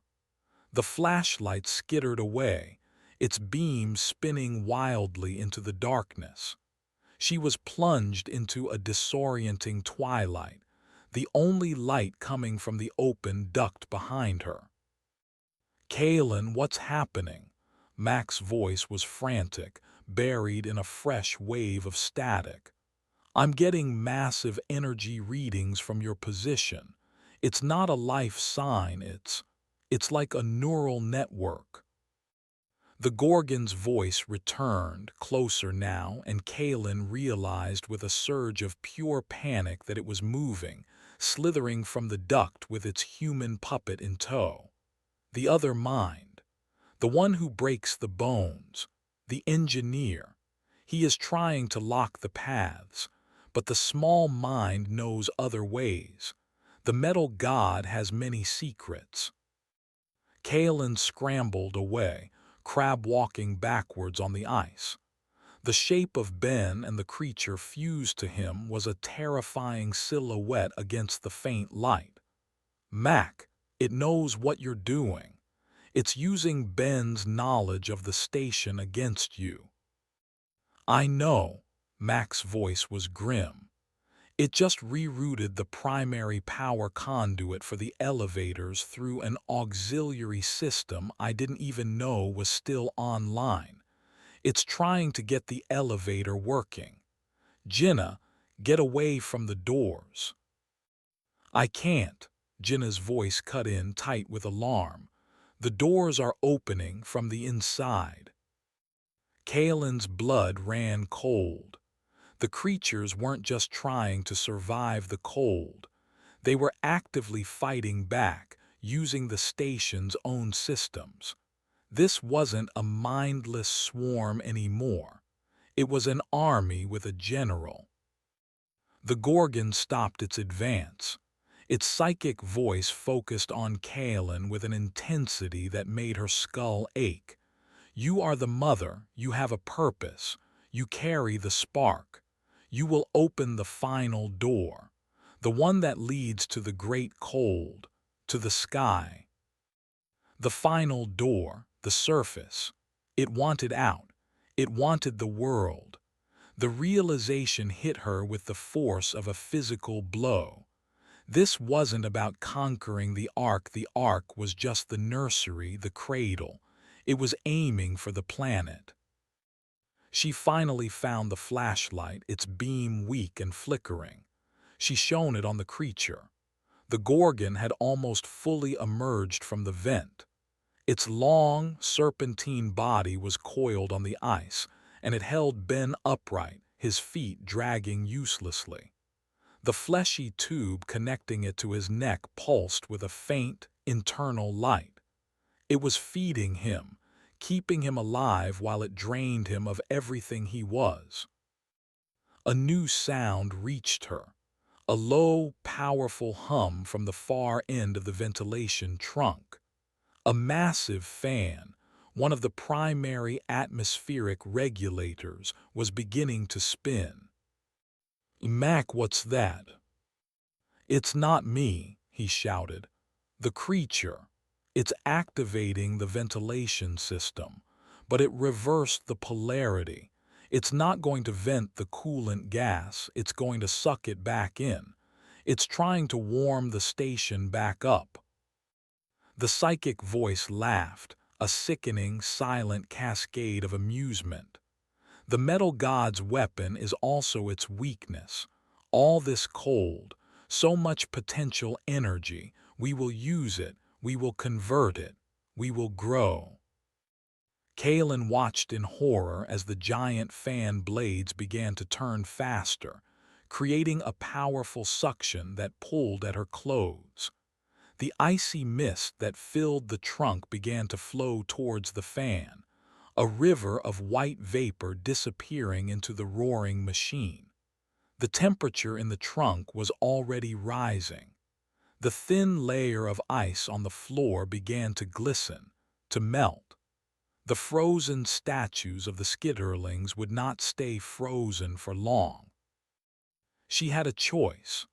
Run towards the fan, towards the unknown inferno of whatever the creature was doing to the station's power core, or run back towards the Gorgon, towards the psychic monster wearing her friend's body. She chose a third option. Her eyes darted to the side, to a rusted maintenance ladder leading up into the ceiling. It was a long shot. She had no idea where it led, but it was away from both immediate threats. She scrambled towards it, the psychic voice screaming in her head. "No, the mother cannot leave. The mother is the key." She leaped for the ladder, her gloved hands finding a hold on the cold, rusted rungs. She began to climb, her muscles screaming in protest. Below her, the ice was melting into slush. A frozen skitterling caught in the current of meltwater bumped against the bottom of the ladder. Its milky eye stared up at her. Then, with a soft crackle, its frozen leg joint twitched. It was thawing, and soon it would be hungry. Chapter 12. The Vertical Grave. The ladder was slick with a film of condensing moisture.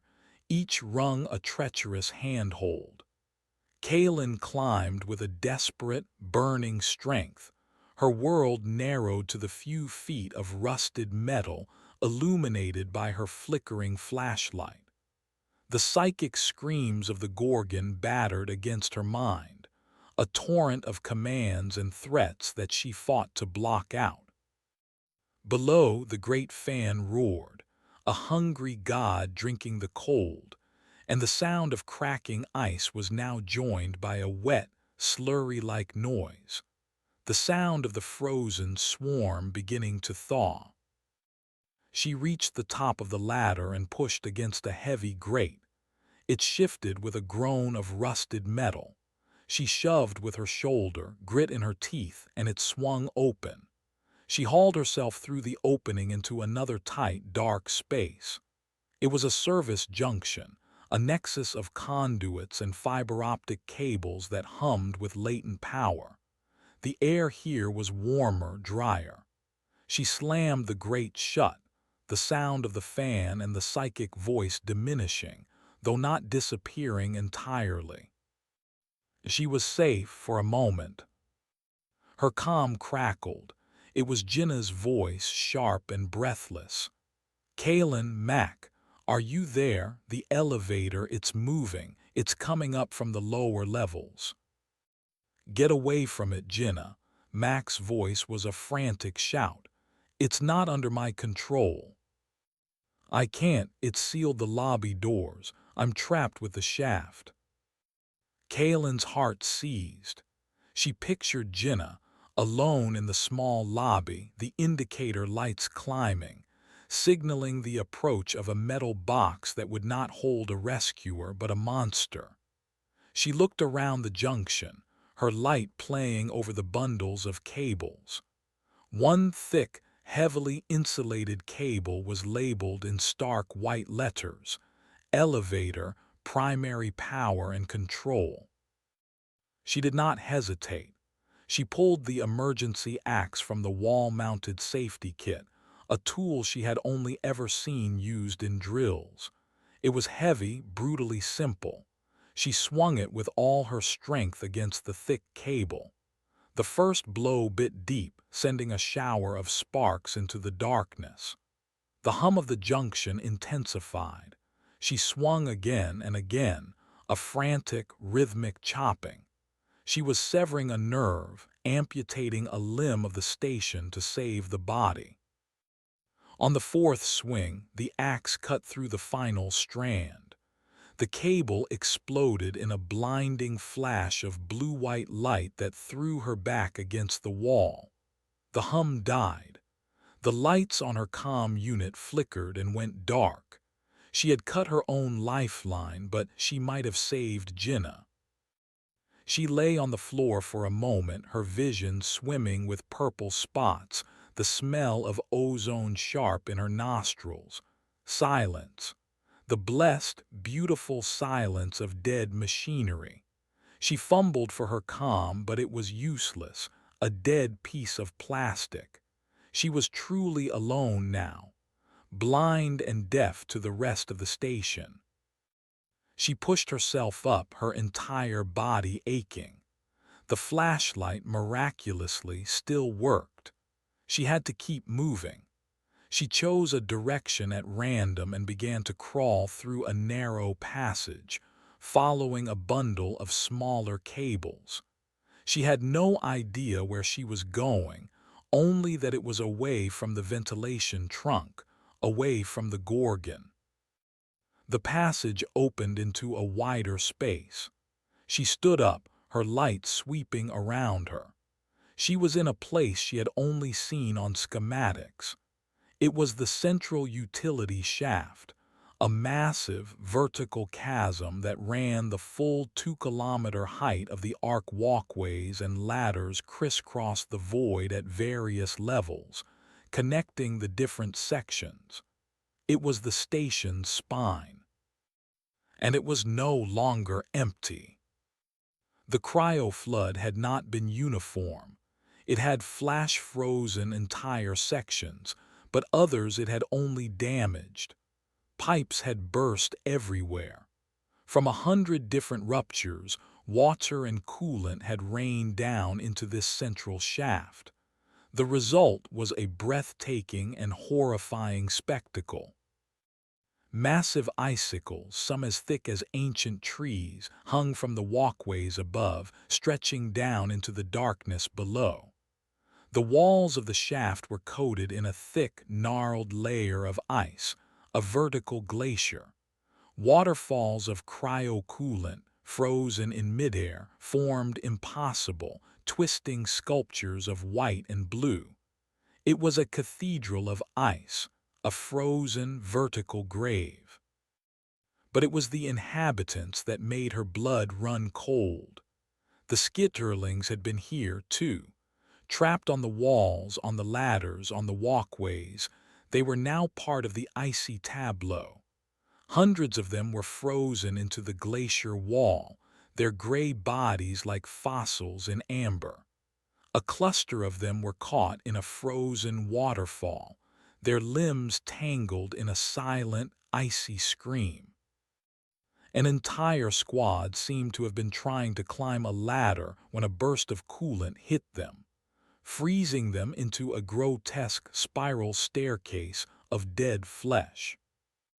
She was in the heart of the swarm's graveyard. She took a step onto a narrow catwalk, her light tracing a path forward. The walkway was slick with ice.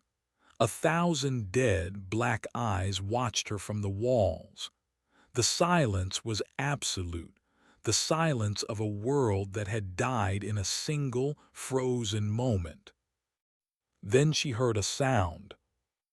It was not a roar or a chitter. It was a soft, wet, cracking sound.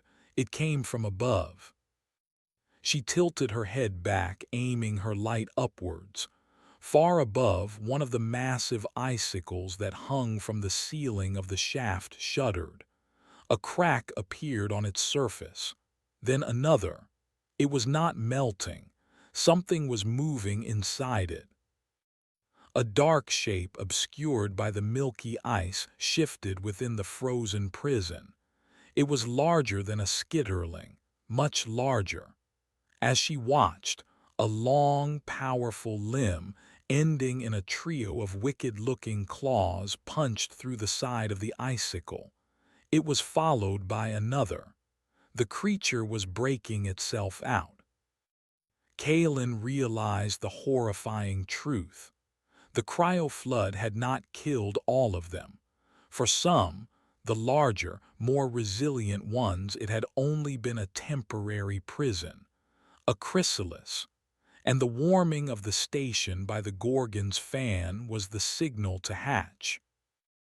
The cracking sound was echoed by another from a different part of the shaft, and another. All around her in the silent, frozen graveyard, the dead were beginning to wake up. She was trapped on a narrow walkway, 100 meters in the air, in a vertical labyrinth that was about to come alive. Chapter 13. The Engineer's Stand. The engineering deck was Mac's kingdom, and his kingdom was dying. Red lights flashed across every console, a frantic, silent scream that was a perfect match for the one in his own head. The core temperature of the geothermal converter was spiking, a direct result of the Gorgon's sabotage of the ventilation system. The massive fans, now running in reverse, were not just warming the station. They were redirecting immense thermal energy back into the very systems designed to contain it. The station was trying to melt itself down. "Jinnah, talk to me. What's happening at the elevator?"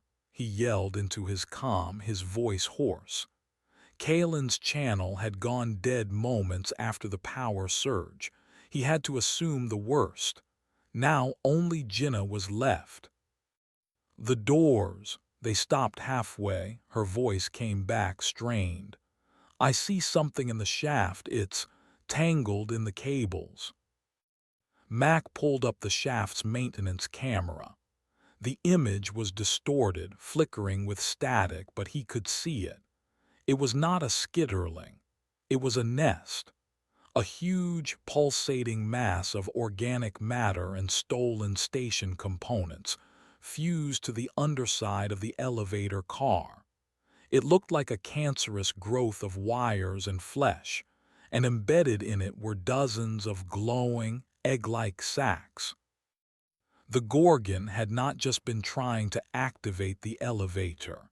It had been turning it into a mobile incubator, a Trojan horse to deliver a fresh wave of horrors to the upper levels. Kalen's desperate act had stopped it, but the thing in the shaft was still alive. "It's a nursery," he breathed, a cold knot of dread tightening in his stomach. "It's drawing power directly from the shaft's emergency lines."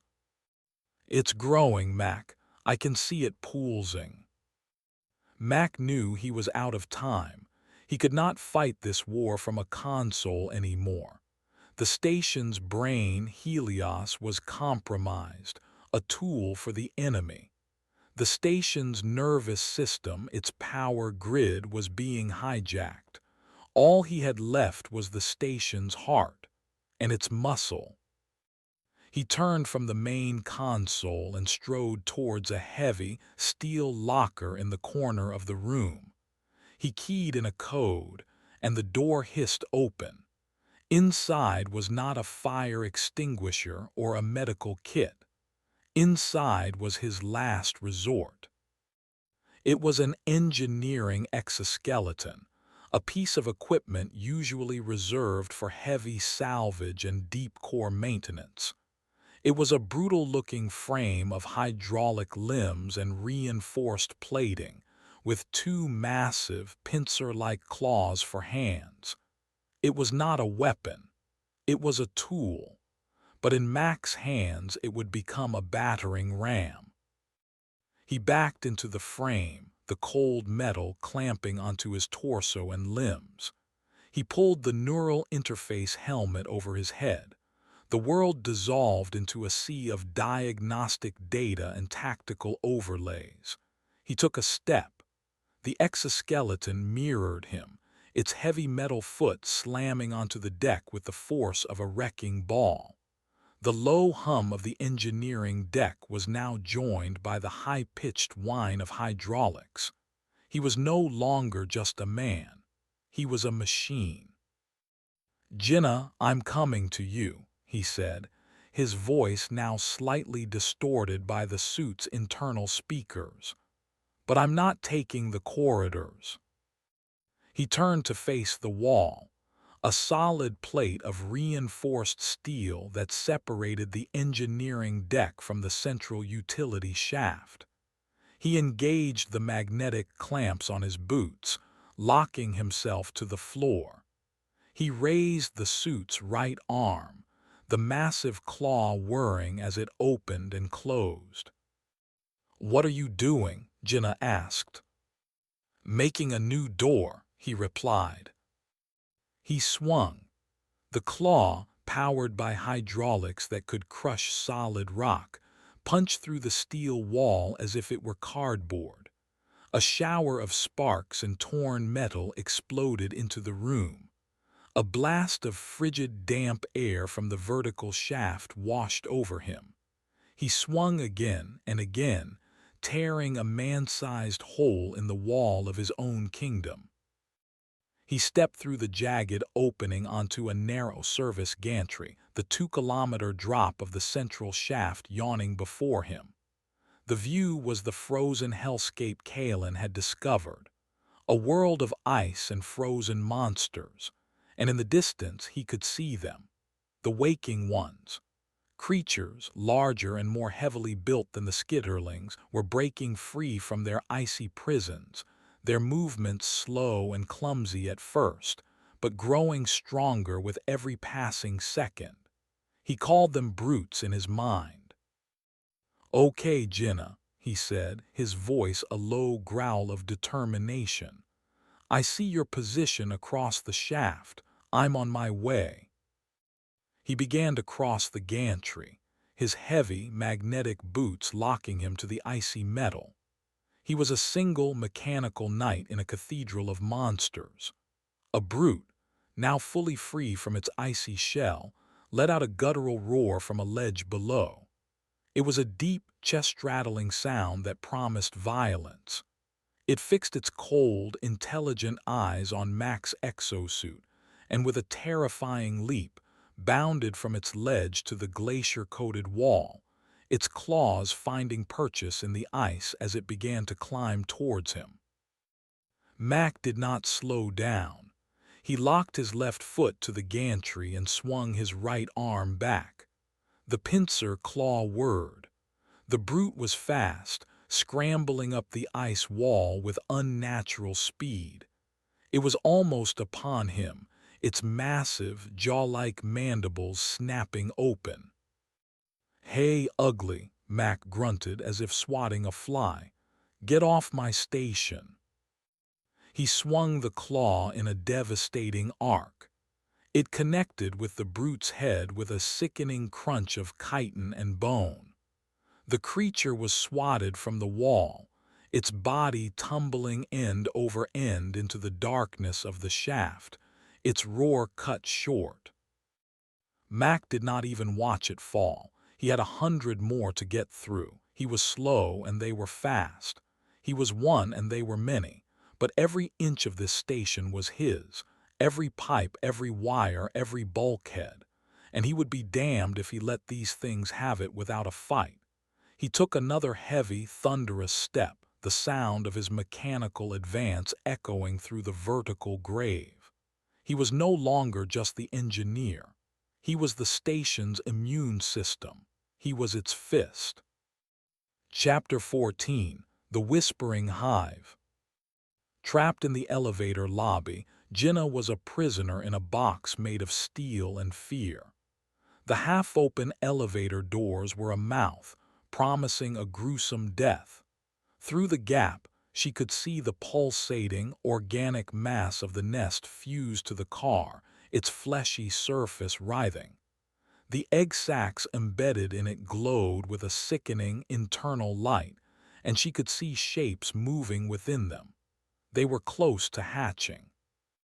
Her calm was a cacophony of Mac's battle, the roar of his suit, the shriek of stressed metal, the guttural cries of the awakening brutes. She was a helpless spectator, able to do nothing but grip the acid sprayer she'd salvaged from the infirmary, its canister now feeling woefully light. It was a squirt gun against a tidal wave. Then a new sound began. It was not the sound of combat. It was a soft, rhythmic clicking coming not from the elevator shaft but from the walls around her. It was quiet, almost subliminal. Click, click, click, click. She pressed her ear to the wall. The sound was inside, a faint, tapping cadence. It was coming from everywhere at once. It was the sound of 1,000,000 tiny insects stirring in their nest. "Mac, do you hear that?" she asked, her voice low. "Hear what? I'm a little busy right now," he grunted. The sound of a massive impact punctuated his sentence. The clicking grew louder, more insistent. It was not just in the walls anymore. It was in her head, a faint, whispering pressure at the base of her skull. It was not the overwhelming psychic assault that Kaelin had described. This was different. It was subtler, more insidious.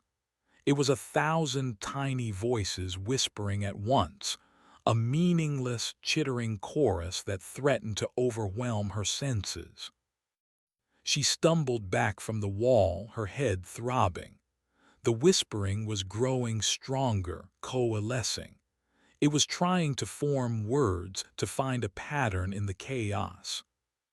"I sister, a warmth, we hatch. A mother is lost, find the mother." The fragmented thoughts washed over her. It was the swarm. It was not one mind like the Gorgon. It was a hive, a collective consciousness of millions of tiny, hungry thoughts, all sharing the same basic primal impulses. And now that the Gorgon's dominant voice was gone, or at least occupied with Kalen, the raw voice of the swarm itself was emerging. Jinnah squeezed her eyes shut, fighting the psychic intrusion. It felt like standing in a room with a million televisions all tuned to a different channel. It was a sensory assault designed to confuse, to paralyze. Her eyes shot open. The nest in the elevator shaft pulsed violently. One of the egg sacs split open with a wet, tearing sound, and a newborn skitterling, glistening and pale, flopped out into the tangle of wires. It was followed by another and another. The nest was hatching. I feed, to grow, and break the shell. The newborn creatures, no bigger than her hand, began to scurry, their tiny claws finding purchase on the cables and the fleshy mass of the nest. They were not coming for her. They were turning on the nest itself, their needle-like teeth tearing at the wires and organic conduits that fed it. "What are they doing?" she whispered. They were devouring their own cradle, consuming the energy source that gave them birth to fuel their own rapid growth. It was a horrifyingly efficient life cycle. A new thought, sharp and clear as a needle, pierced through the background chatter of the hive. It was a command, a beacon. "Find the mother, she carries the key." It was the Gorgon's voice, distant but powerful, a general calling to its troops. The hive mind responded instantly. The chaotic whispering focused into a single, unified purpose. "Find the mother, find the key." Jinnah realized with a dawning horror what was happening. They were looking for Kalen, and they were using the station's own network as their nervous system, sending out psychic pulses to locate her. Every skitterling, every brute, every part of the hive was now a living sensor in a station-wide search party. The clicking in the walls intensified. It was no longer random. It was a directional sonar, a wave of psychic energy sweeping through the level.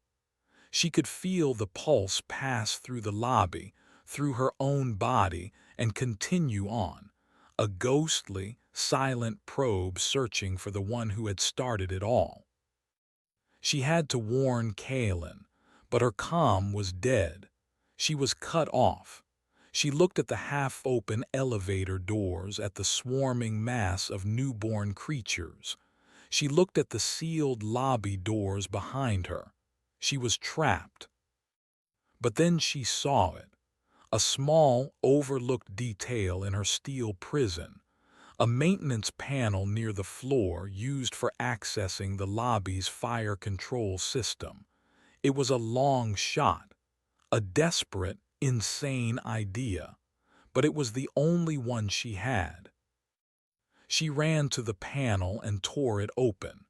Inside was a tangle of wires and a small, manual release valve for the halon gas system. It was not the halon she was interested in.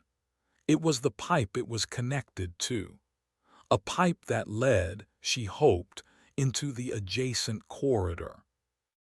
She took the nozzle of her acid sprayer and jammed it against the pipe. She squeezed the trigger.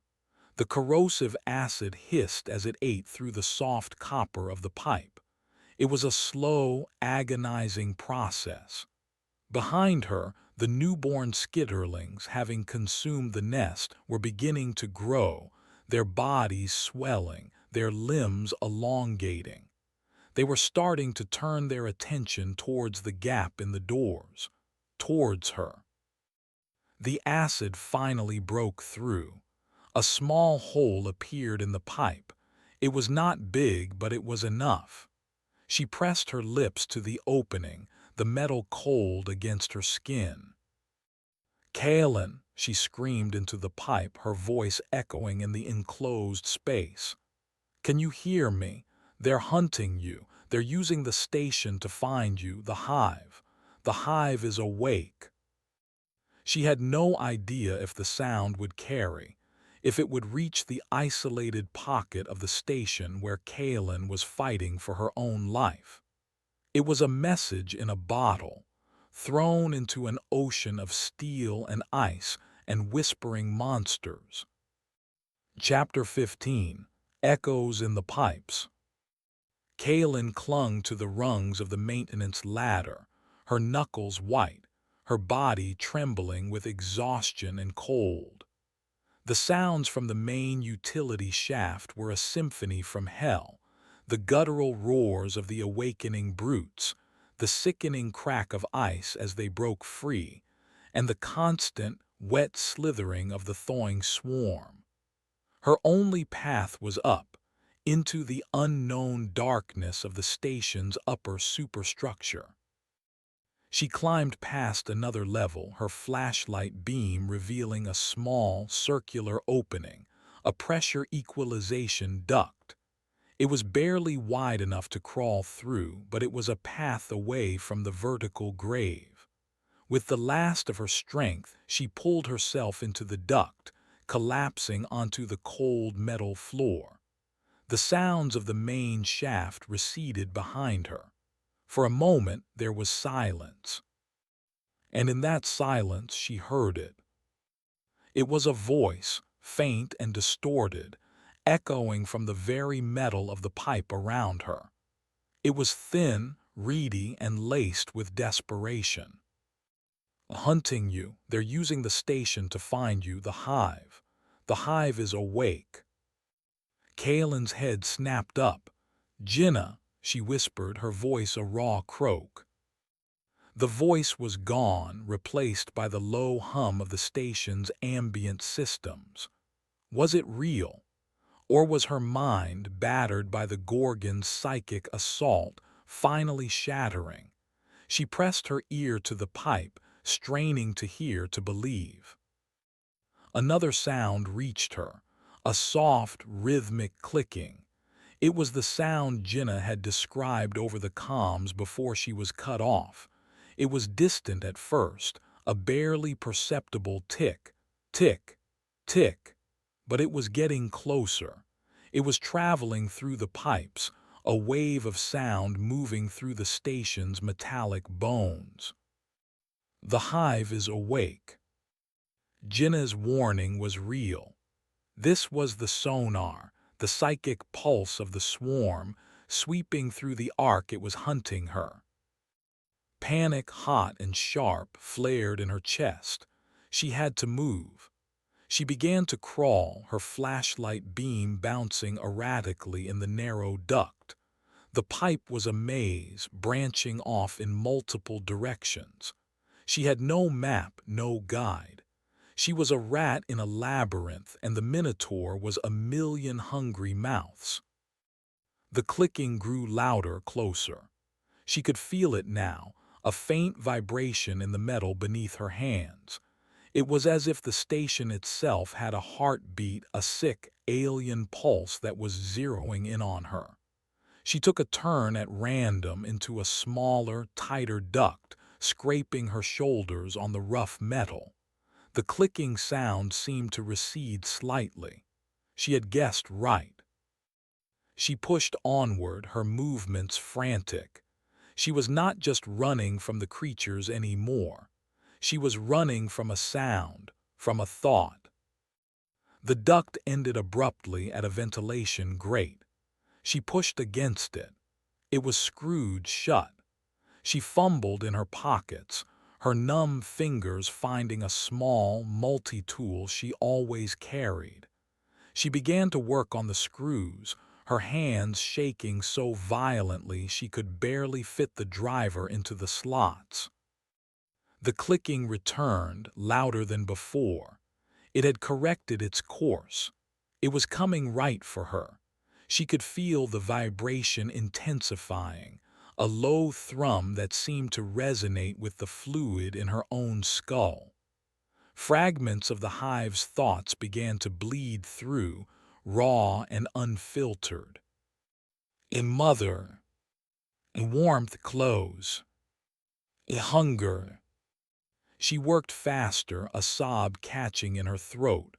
One screw came loose, then another. The grate rattled.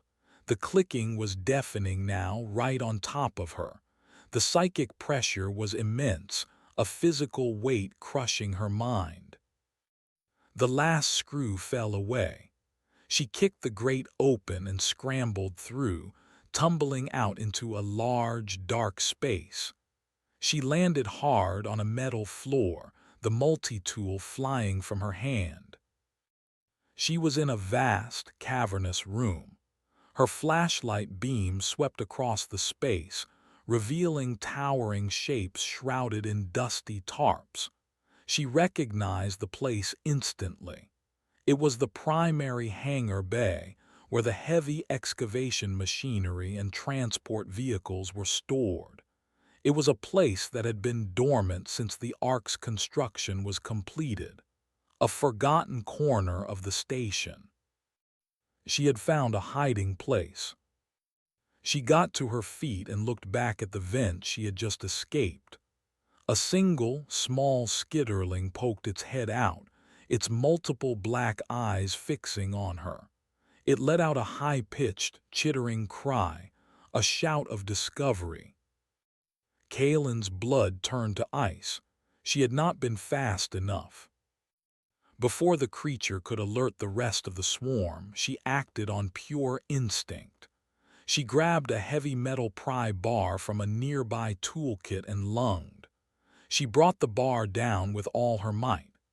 There was a sickening, wet crunch as it connected with the skitterling's head, smashing it against the metal duct.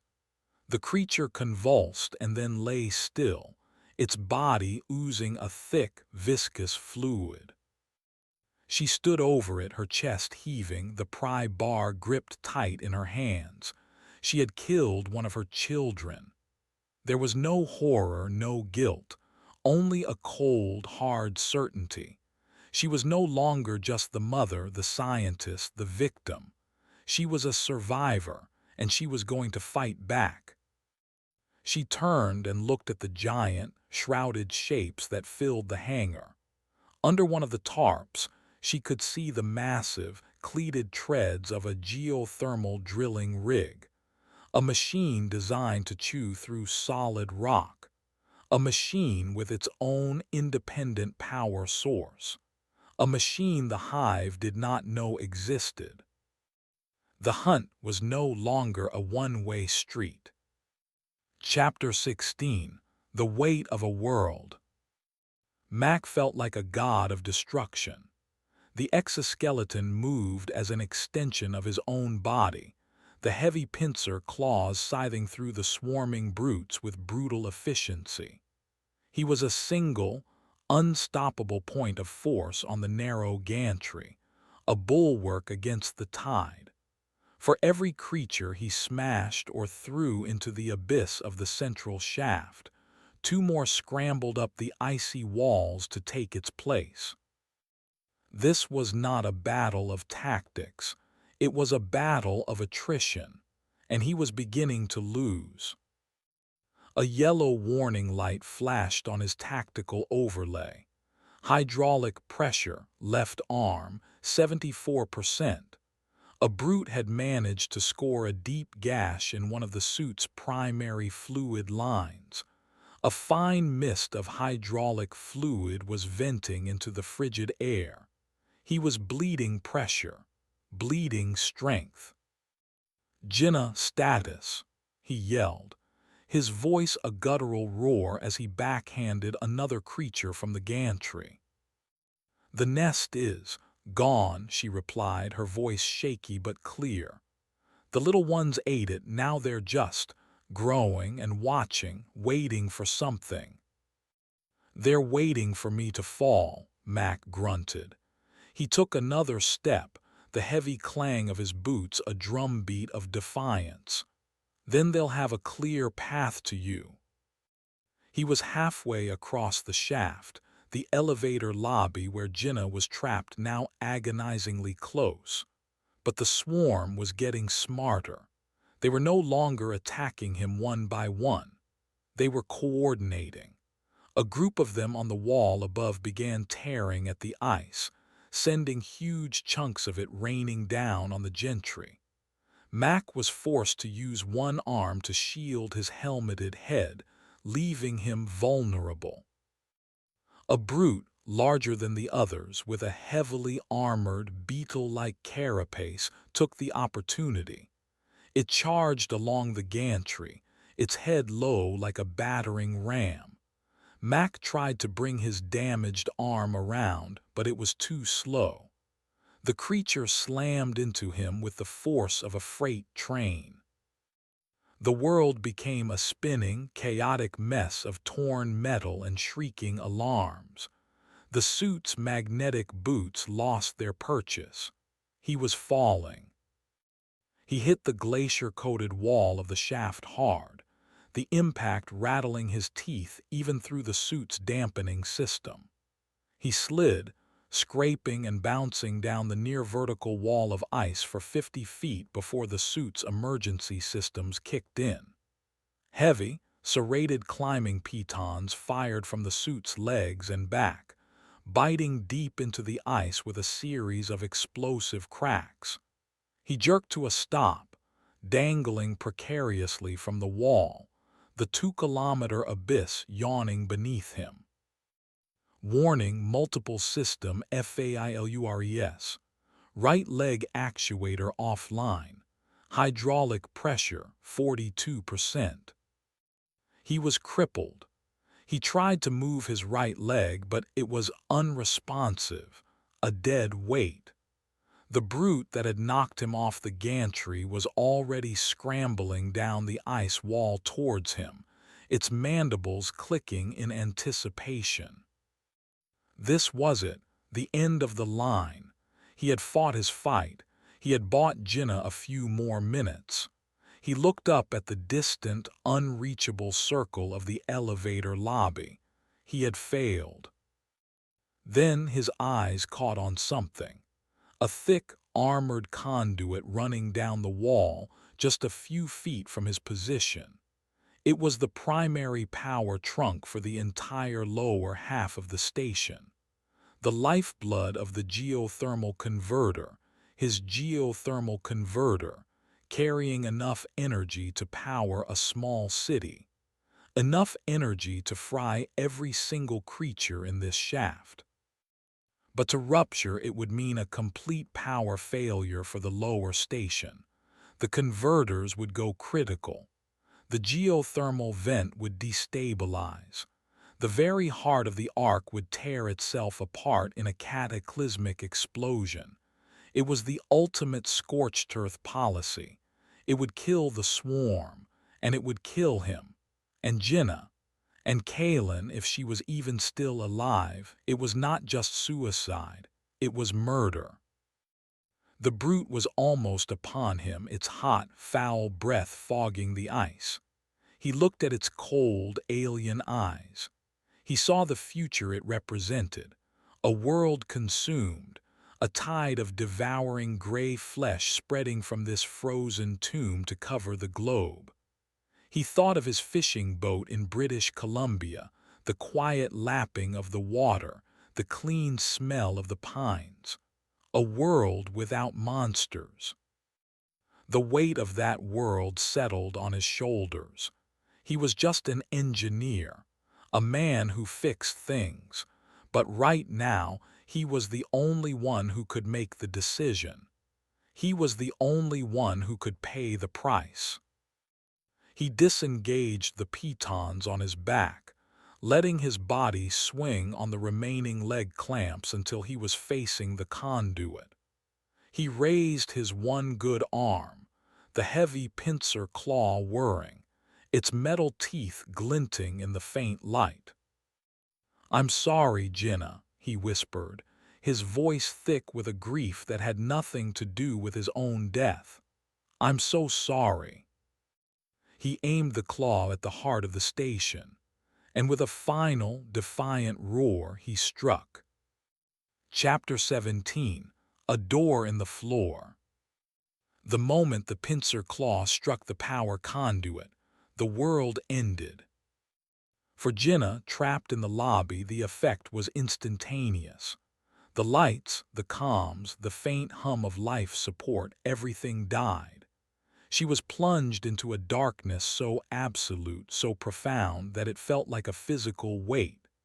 It was followed a split second later by a sound, a deep, earth-shattering boom that traveled not through the air, but through the very structure of the station. The floor beneath her feet heaved, throwing her against the wall. Her mind reeled. Mac. He had done it. He had made the choice. She was alive, but she was living on borrowed seconds in a station that was now officially a tomb. The darkness was a new and terrifying enemy. The hive was still here.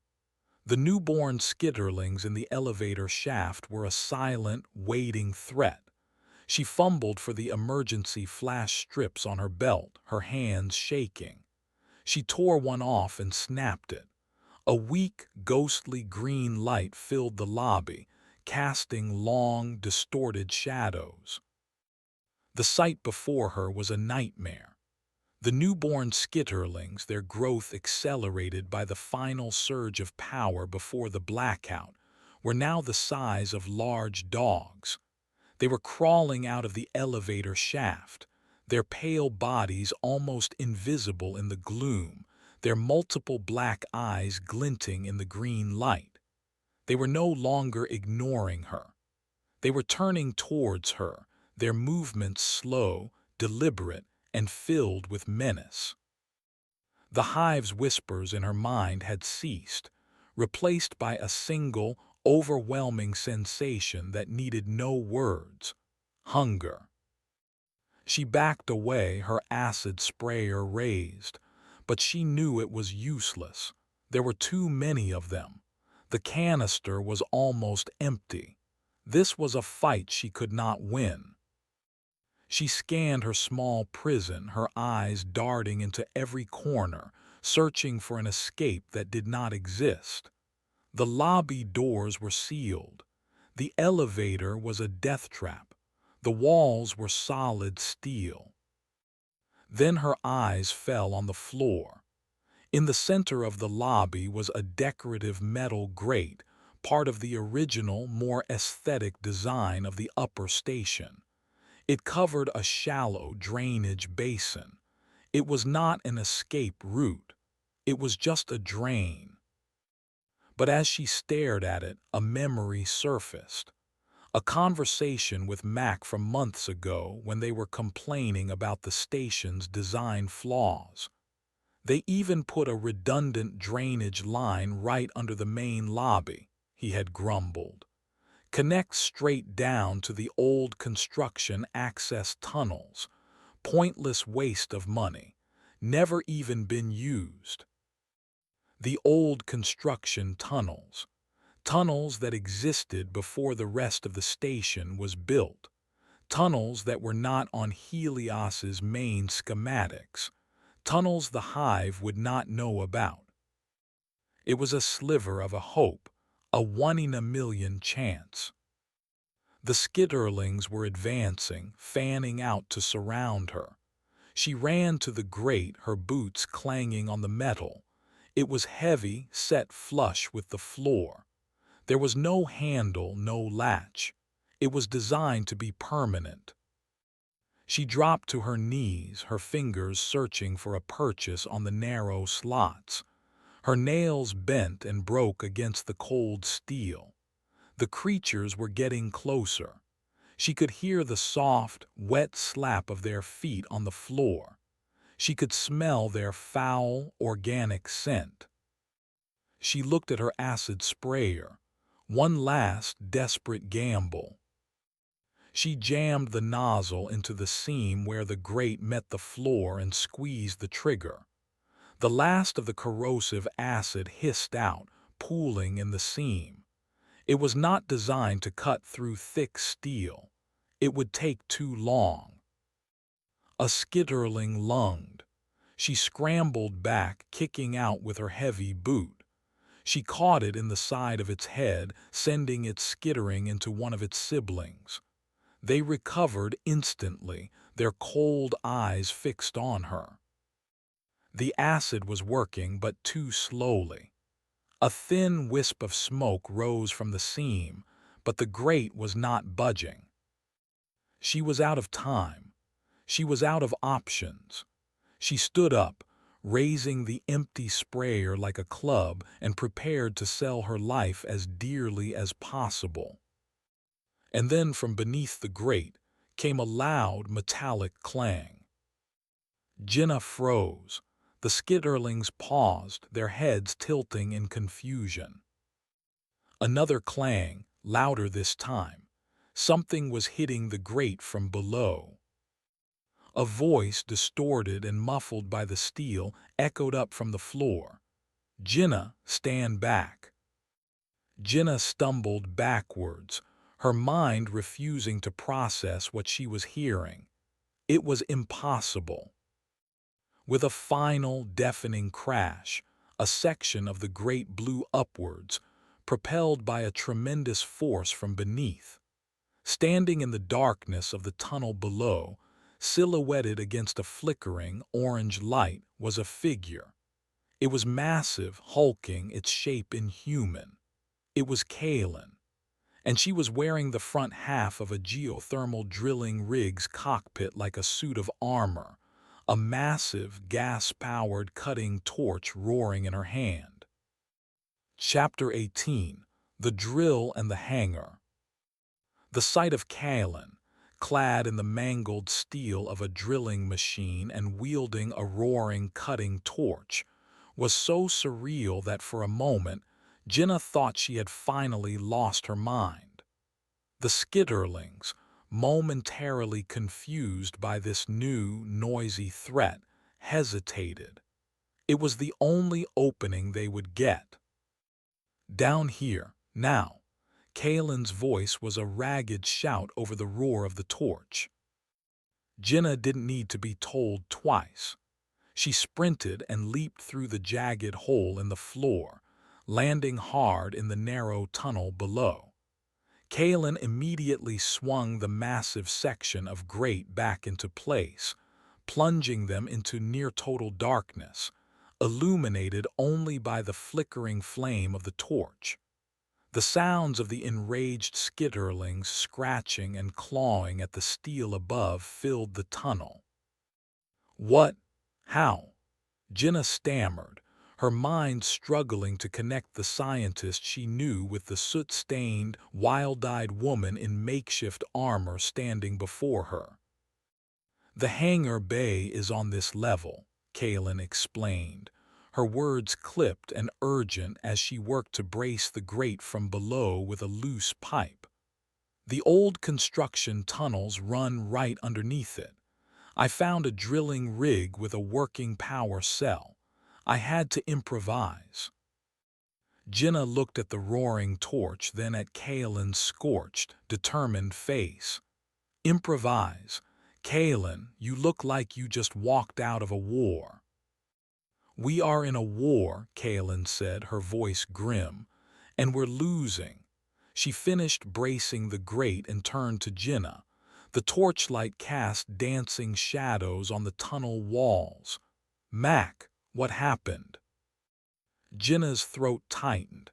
"He blew the primary conduit. He saved me, but he's gone, Kaelin. The whole lower station is gone." A flicker of pain crossed Kaelin's face, a momentary crack in her hardened exterior. She had sent the man to his death with her confirmation. It was another weight to carry, but there was no time for grief. The scratching from above was growing more frantic. They could hear the loud thud of more creatures arriving in the lobby. "They'll get through that grate eventually," Jinnah said. "What's the plan?" "The plan is to stop running and start fighting," Kaelin said. She pointed the torch down the tunnel. "This way. The main access ramp to the hangar is about 50 meters from here." They moved through the cramped, musty tunnel. It was a relic of a different time, the walls rough-hewn rock and bare concrete, a stark contrast to the sterile steel of the Ark. It smelled of dust and dormant machinery. "The hive," Jinnah said, her voice low. "It's awake. It was hunting you. I could hear it in my head." "I know," Kaelin replied. "I met its general, a Gorgon. It's using Ben as a host." Jinnah stopped dead. "Ben is alive." "His body is," Kaelin said grimly. "His mind is a tool. It's how the swarm is learning so fast. It has all of Ben's knowledge of the station's systems." They reached a rusted ladder that led up to a heavy steel trapdoor. "This is it," Kaelin said. "Help me with this." Together, they pushed the heavy door open and climbed into the vast, silent space of the hangar bay. Kaelin extinguished the cutting torch, and the sudden silence was deafening. The only light came from the hangar's emergency strobes, which had kicked in after the main power failure, casting the entire room in a slow, rhythmic pulse of red light. The hangar was a graveyard of giants. Massive drilling machines, transport sleds, and ice-boring vehicles sat under thick layers of dust, their tarps like funeral shrouds. In the center of the room was the machine Kaelin had cannibalized. The geothermal driller, Cerberus. Its cockpit was torn open, and a web of cables snaked from its power core to a makeshift workstation Kaelin had set up. "Mac's sacrifice bought us time," Kaelin said, walking towards the workstation. "When he blew the conduit, he created a massive electromagnetic pulse. It seems to have temporarily scrambled the hive's psychic network. That's why you're not hearing them right now. But it won't last. They'll regroup." "What are we going to do?" Jinnah asked, her eyes scanning the monstrous, dormant machines. "We can't fight the whole swarm with a cutting torch." "No," Kaelin said, a strange, fierce light in her eyes. She pulled the tarp off the front of the drilling rig. "We're going to give them a new god to worship." She pointed to the front of the Cerberus. It was a fearsome sight. A tricone drilling head, each of the three massive, rotating cones studded with tungsten carbide teeth designed to pulverize solid rock. It was a machine built to devour the planet. "The Gorgon called Helios the metal god," Kaelin explained, her voice a low, intense whisper. "The swarm is drawn to power, to heat, to energy. They attacked the geothermal converter, the elevator, the power conduits. They think on a primal, planetary scale." She patted the cold steel of the drill head. "This rig runs on a prototype compact fusion core. Its energy output, when active, is 10 times that of the geothermal converter. If we can get this thing running, we can turn it into a beacon, a lure." Jinnah stared at the giant machine, a plan beginning to form in her mind. "A lure? You want to draw them all here?" "Exactly," Kaelin said.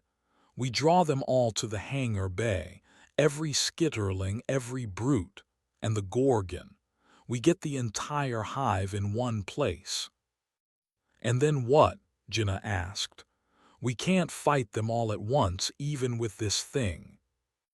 Kaelin's expression was grim. Then we give them their new god. We overload the fusion core. Jinna's breath caught in her throat.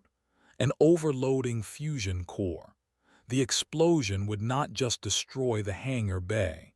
It would vaporize the entire upper station and likely trigger a cataclysmic collapse of the ice sheet above. It was Mac's final solution, taken to its absolute extreme. A self-destruct mechanism for the entire Ark. "That's a one-way trip, Kaelin," Jinna said softly. "We're already on a one-way trip," Kaelin countered. "This is the only way to be sure, to cauterize the wound, to stop the infection from ever reaching the surface." She turned and looked at Jinna, her eyes pleading. "But I can't do it alone. The startup sequence for the core requires 2 operators. It's a safety protocol. I can prep the system, but I need you to help me turn the key." Jinna looked around the cavernous hangar at the sleeping giants of steel. She thought of Mac, of Sophia, of Ben. She thought of the whispering hive, the crawling horrors, and the cold, unblinking eyes of the Gorgon. Kaelin was right. There was no escape. There was only victory or annihilation. "Okay," Jinna said, her voice steady. "Let's wake up the beast." Chapter 19. The Gorgon's Gambit. In the mangled, powerless silence of the upper station, the Gorgon was blind. The EMP from Mac's sacrifice had shattered its psychic connection to the hive, leaving it isolated in the dark ventilation trunk with its human puppet. For the first time since its awakening, it felt a flicker of something akin to fear. It had lost its eyes, its ears, its million tiny limbs. But the Gorgon was a creature of adaptation. It had been. Status, report. The psychic command was a focused, internal burst, directed only at the terrified mind trapped within the puppet's skull. Ben's mind, weary and fractured, responded with a torrent of confused images and panicked thoughts. Darkness, silence, the loss of system controls, the failure of the network. Insufficient, access deeper, find a connection, find power. The Gorgon pulsed the neural link connecting it to Ben's spine. It was not a request. It was a command that bypassed conscious thought and went straight for the brainstem, for the deep, ingrained knowledge of a trained technician. Ben's body convulsed. His eyes, which had been glassy and unfocused, now darted back and forth, seeing not the darkness of the vent, but a phantom schematic of the Ark's emergency systems. It began to move, crawling through the vents with the Gorgon clinging to its back. Ben's limbs moved with a new, fluid precision, his hands finding latches and panels in the dark with an unnatural certainty. He was a sleepwalker navigating his own home, guided by a nightmare. They emerged into a communications relay station, a small node filled with racks of silent servers.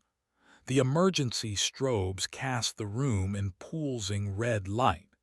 The Gorgon slithered off Ben's back, its serpentine body coiling on the floor as it kept the neural link intact.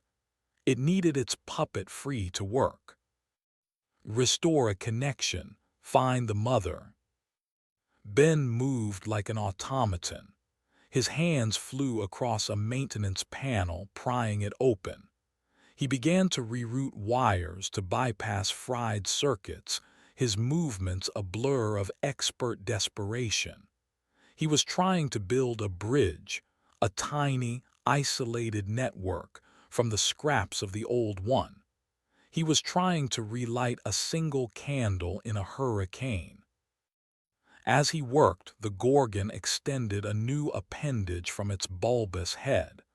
It was a thin, needle-like proboscis, which it carefully inserted into the main data port of the communications server.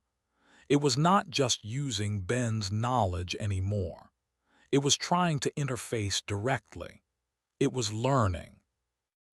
It sifted through terabytes of corrupted data, system logs, architectural plans. Most of it was useless garbage, fried by the EMP. But some fragments remained. It found personnel files.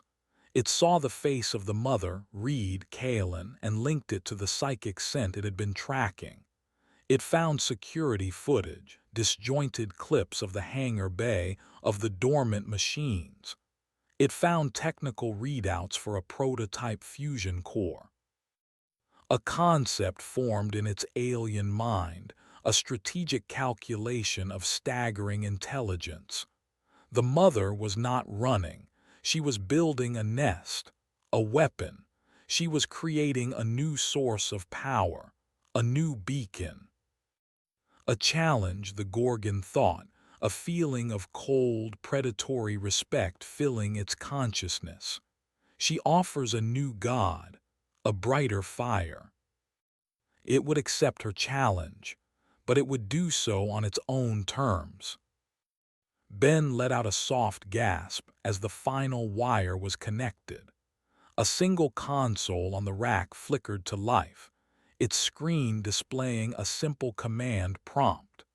He had created a tiny, closed-circuit network, connecting this relay station to the few systems that still had residual power. One of those systems was the station's long-range comms antenna on the surface, a piece of equipment so isolated it had been shielded from the worst of the EMP. The Gorgon retracted its proboscis from the server. It had all the information it needed. It slithered back onto Ben, reattaching itself to his back, the puppet once again becoming a vehicle. A message must be sent. It commanded Ben's mind. Ben's fingers, guided by the creature's will, began to type. He accessed the long-range transmitter, bypassing security protocols with his intimate knowledge of the system's backdoors. He composed a simple, repeating message, coded not in words, but in a compressed burst of pure data. It contained schematics, biological data on the swarm, and a single, desperate plea. He aimed the transmission at a specific satellite in a polar orbit, a satellite belonging to a rival corporation of the Ark's parent company, a competitor known for its ruthless, aggressive acquisition strategies. The Gorgon was not just fighting a war for the Ark, it was calling for reinforcements. It was leaking the existence of this priceless biological treasure to the outside world. It knew that the humans above were greedy, predictable creatures. They would not come to rescue. They would come to salvage. They would send soldiers, scientists, and equipment. They would break open the tomb. And the Gorgon would be waiting. It was a brilliant, desperate gambit. It was sacrificing the element of surprise for the certainty of an open door. The message sent, the Gorgon turned its attention back to the Ark itself. Its small, private network was weak, but it was enough. It could not control the whole hive, but it could send out a single, powerful command, a psychic beacon that the disconnected swarm, now operating on pure instinct, would be drawn to. To the hangar, the thought pulsed out, a silent shout in the darkness. The mother builds a throne. Go to her. Go to the new fire. It did not know Kalen's plan was a trap. It believed it was a challenge, an invitation to a final confrontation for control of the new god. It coiled around Ben, the puppet's body trembling with the strain. The race was on. Chapter 20. Turning the Keys. The hangar bay was a hive of frantic, purposeful activity.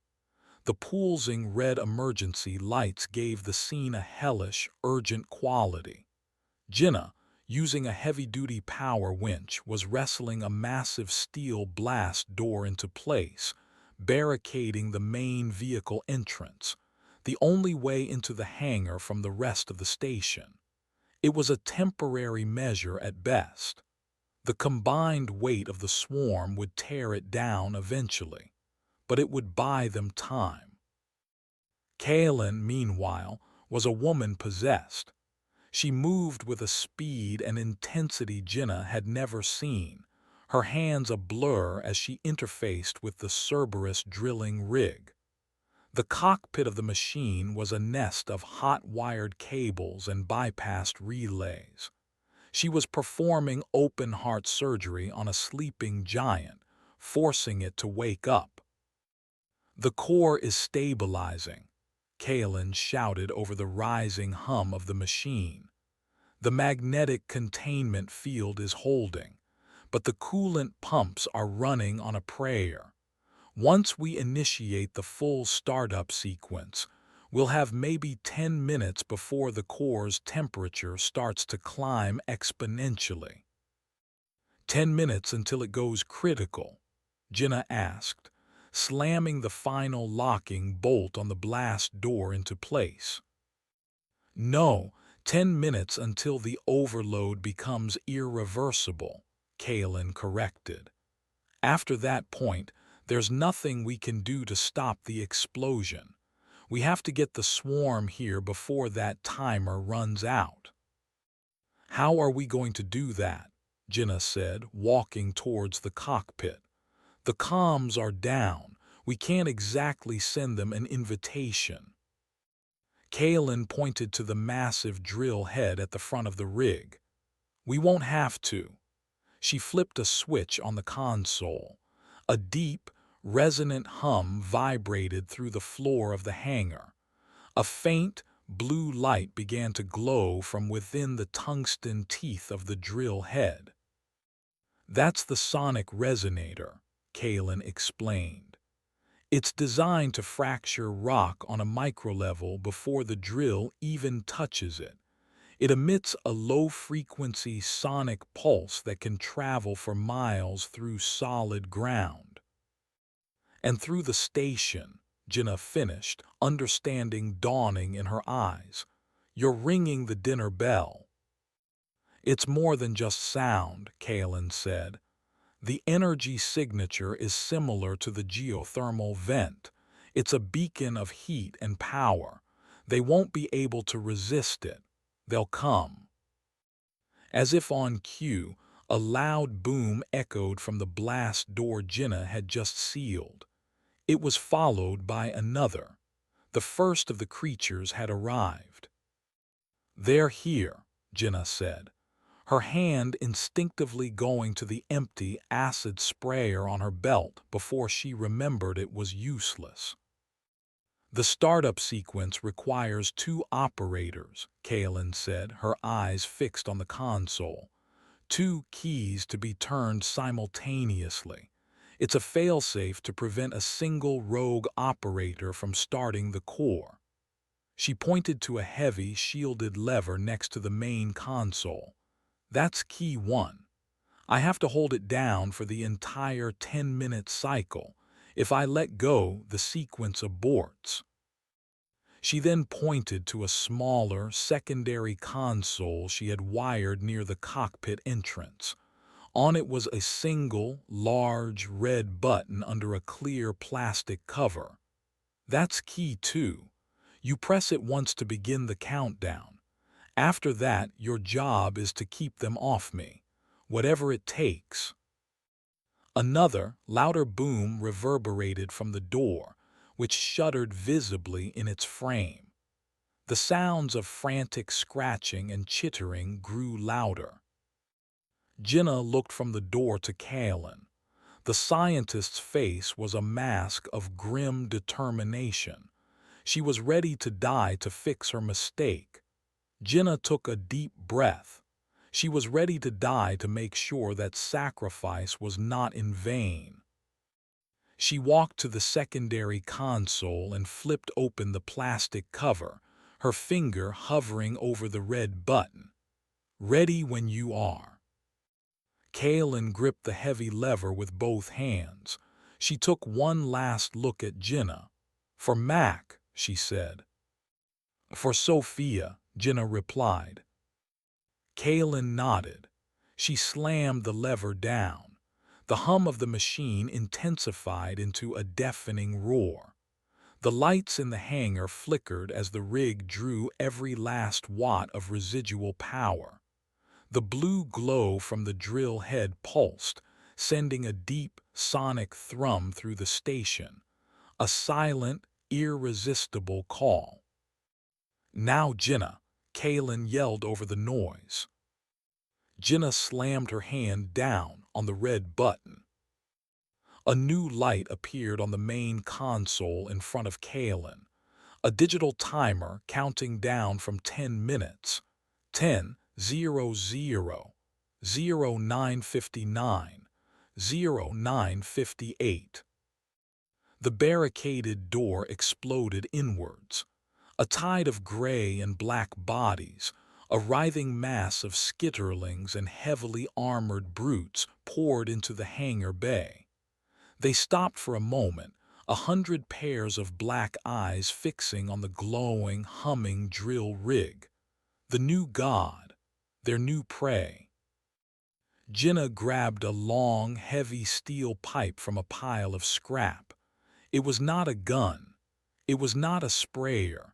It was a club, a primitive weapon for a primal war. She stood between the advancing swarm and Kaelin, her legs braced, her knuckles white on the pipe. "Come on, you bastards," she snarled, as the first wave of creatures surged towards her. "Let's go to hell together." Chapter 21. The Mother and the Son. The hangar bay became a maelstrom of violence. Jinnah was a whirlwind of desperate, brutal action, the heavy steel pipe a blur in her hands. She was not trying to kill them all, that was impossible. She was a sheepdog trying to contain a pack of rabid wolves, a frantic dam holding back an ocean of chitin and teeth. She swung the pipe, crushing skulls, breaking limbs, sending creatures flying. For everyone she knocked down, 3 more scrambled over its body to take its place. Her fight was a microcosm of the larger battle. The swarm, drawn by the irresistible siren song of the fusion core, was pouring in from every conceivable entry point. They squeezed through the ruined main door. They dropped from the high ventilation shafts Kaelin had used. They tore open old service panels in the walls. The hangar was rapidly becoming a sealed tomb, filling with a tide of hungry life. Kaelin was locked in her own battle. Her hands were clamped tight on the primary lever, her body braced against the vibrating console. Her entire world was the digital timer on the screen, its numbers a slow, agonizing descent towards salvation and oblivion. 0743, 0742. She watched the swarm, her creation, as it tried to overwhelm Jinnah. Her scientific mind, even in this final, desperate moment, could not help but analyze, to observe. They were learning. They were not just charging blindly. Some of the brutes were providing cover, their armored bodies absorbing Jinnah's blows while the smaller, faster skitterlings tried to dart around her flanks. It was coordinated. It was intelligent. A new figure appeared in the shattered doorway, and Kaelin's heart stopped. It was the Gorgon, its long, serpentine body slithering over the writhing carpet of its own troops, and on its back, like a ghastly rider, was Ben. The Gorgon did not join the main assault on Jinnah. It had only one target. Its psychic voice, no longer a whisper but a deafening roar, slammed into Kaelin's mind. "Mother, you will not destroy this temple." The creature was intelligent enough to understand what she was doing. It knew this was not a challenge. It was an execution. It flowed through the battle like a river, the lesser creatures parting before it, and came straight for the drilling rig. "Jinnah the Gorgon!" Kaelin screamed, her voice barely audible over the roar of the core. Jinnah saw it. She tried to move to intercept, but she was bogged down, surrounded. A brute caught her pipe in its massive mandibles and tore it from her hands. She was defenseless. The Gorgon reached the base of the Cerberus rig. It ignored Kaelin for a moment, its attention fixed on the massive, glowing drill head.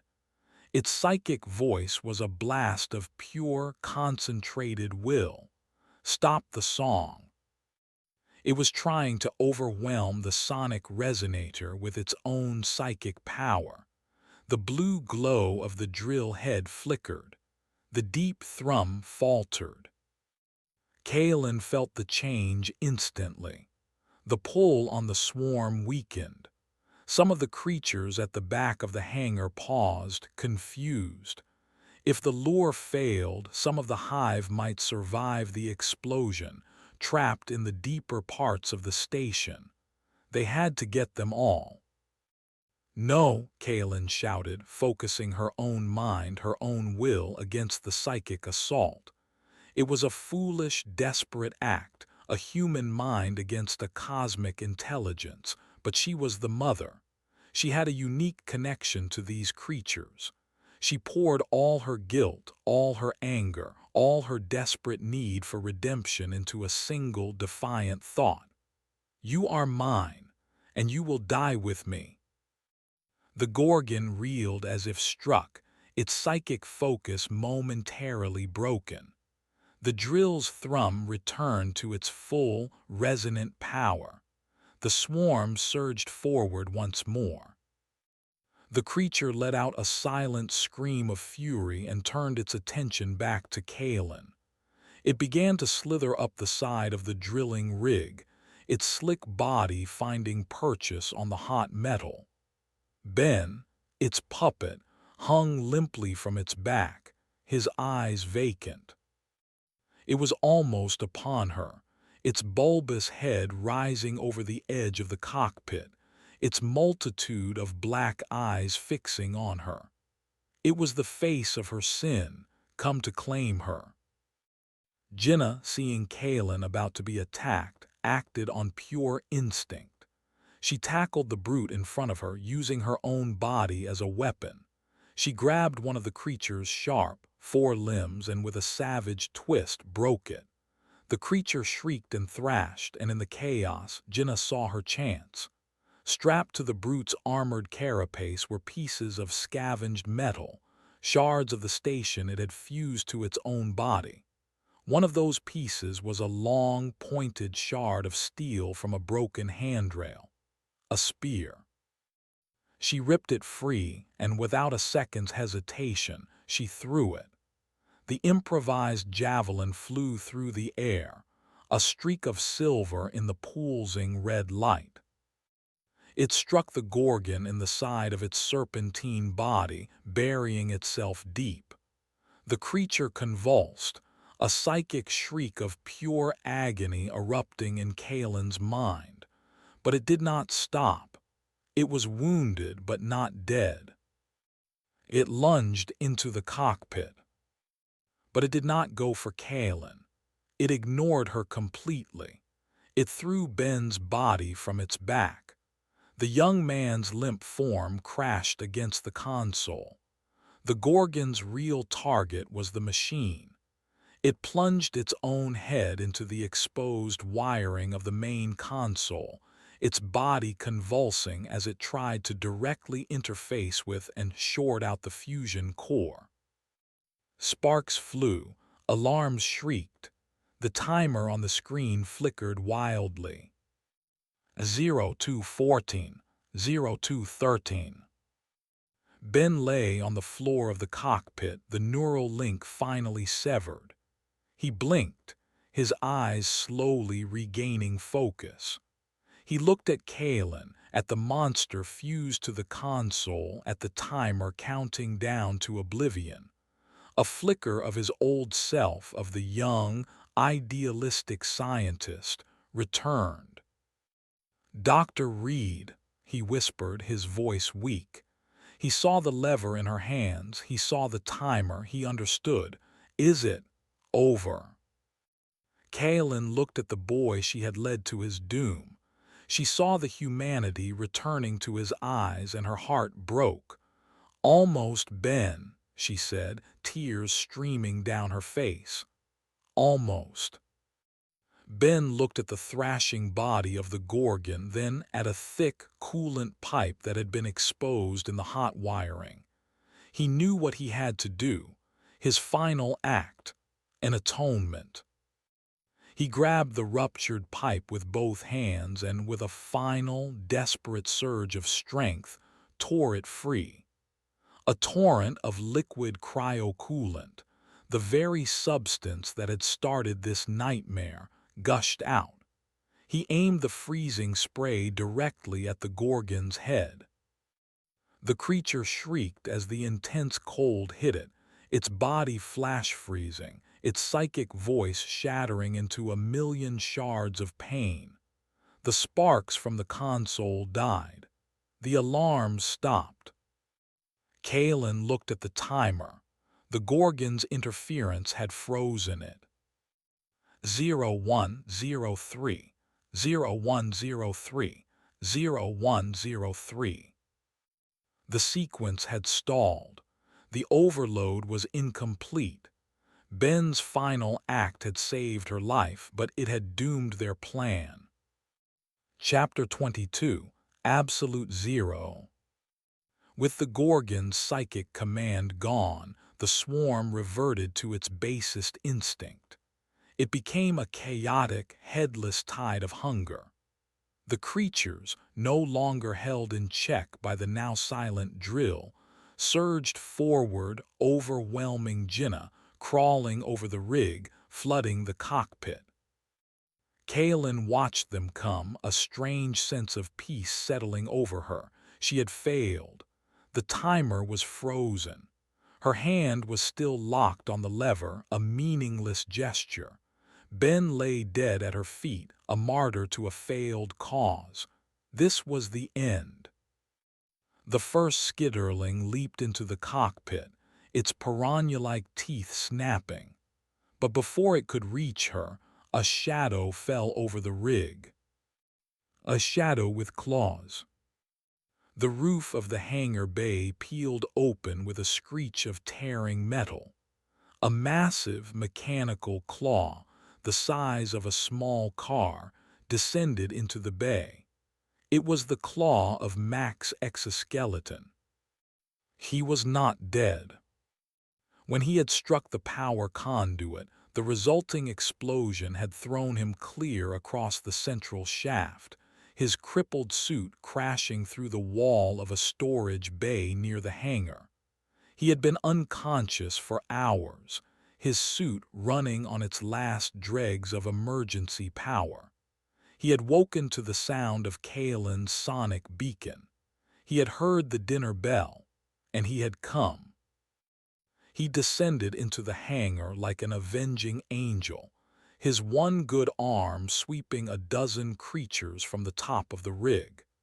He landed on the hangar floor with a ground-shaking impact that sent skitterlings flying. He was a battered, bleeding god of iron, and he was magnificent. "Mac!" Jinnah screamed, a cry of pure, unadulterated hope. "Get the core back online."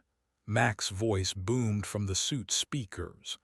He was a walking fortress, punching and swatting and crushing, creating a small, temporary pocket of safety around the drilling rig. "I'll buy you as much time as I can." Kalen's hope flared back to life. She looked at the console, at the frozen timer. The Gorgon's body was still fused to the wiring, its frozen mass creating a massive short circuit. That's why it had stalled. "I have to remove it," she yelled.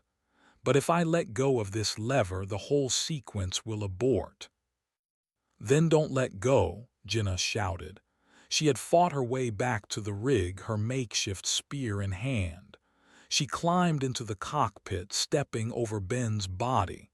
"I'll do it." Jenna jammed the steel spear into the frozen mass of the Gorgon and began to pry.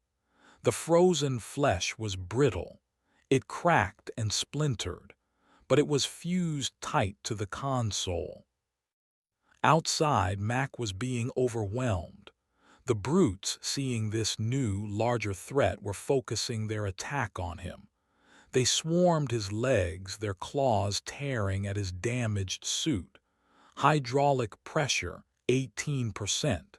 He was running on fumes. "Hurry," he roared, as a brute tore a plate of armor from his leg. Jenna gave one last, desperate heave. With a loud crack, the Gorgon's frozen head broke free from the console. The short circuit was cleared. The timer on the screen flickered back to life. 0103, 0102, 0101. The countdown had resumed. "It's working," Kalen cried. The swarm, as if sensing the impending doom, let out a collective, psychic shriek of terror and rage. They abandoned their attack on Mac and threw themselves at the rig with a final, suicidal frenzy. They were trying to smother it, to tear it apart with their sheer numbers before the timer reached zero. "Get out of here," Mac yelled at Jenna. "There's an emergency escape pod on the far side of the hangar, the one we were never supposed to use. Go." "Not without you," Jenna screamed back. "That's an order," Mac bellowed. His suit was failing, alarms blaring. A brute climbed onto his back, its teeth tearing at the helmet. "Just go." Jenna looked at Kalen, her hands still locked on the lever, her face a mask of serene acceptance. She looked at Mac, a dying giant making his last stand. She looked at the timer. 0027, 0026. She made a choice. She climbed out of the cockpit, but she did not run for the escape pod. She ran towards Mac. She leaped onto the back of the brute that was attacking him and drove her spear into its eye. The creature shrieked and fell away. "I don't take orders from you anymore, old man," she said, a grim smile on her face as she stood back to back with his dying machine. Mac laughed, a harsh, crackling sound from the suit speakers. "Figured you'd say that." Together they faced the final wave. A man in a broken machine and a woman with a broken spear, united in a final, glorious, hopeless stand. Kalen watched them, tears blurring her vision. She looked at the timer. 0005.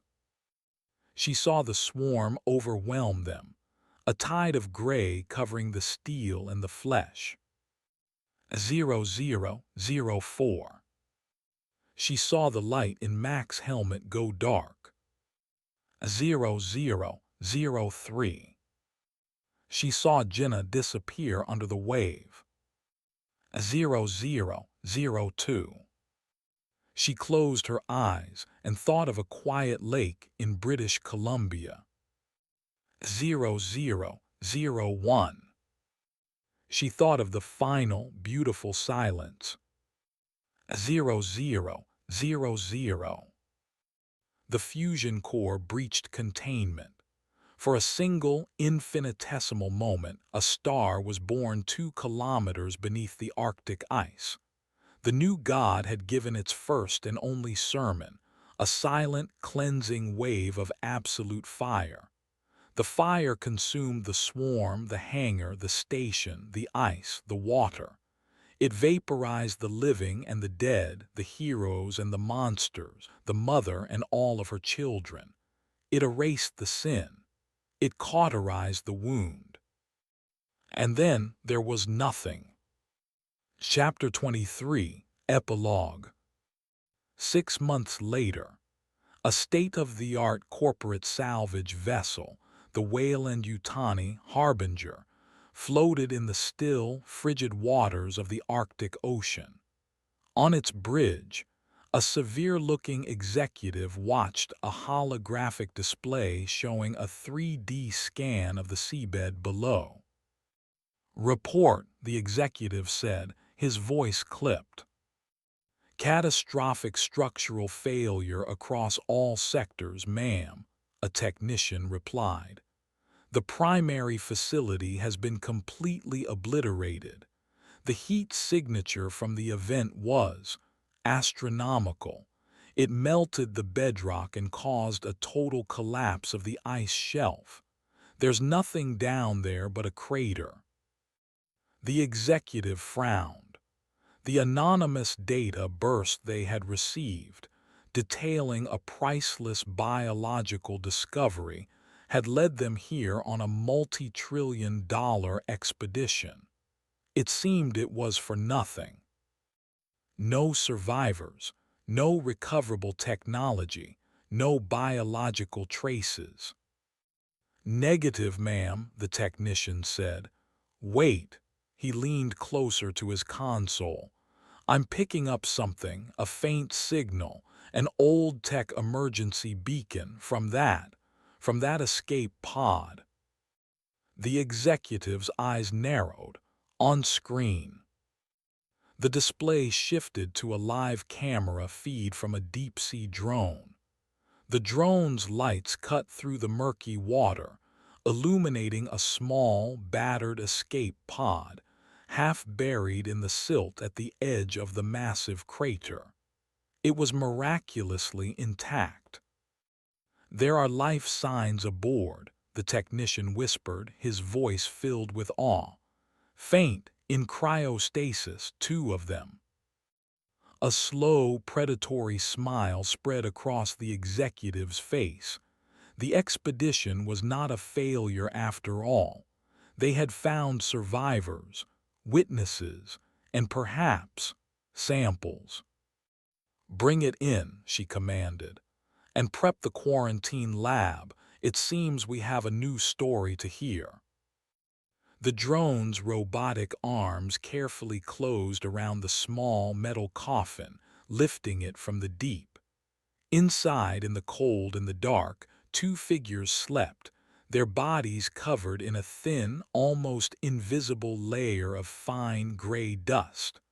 On the pod's internal wall, scratched into the metal with a shard of a broken spear, were 2 words: a final testament.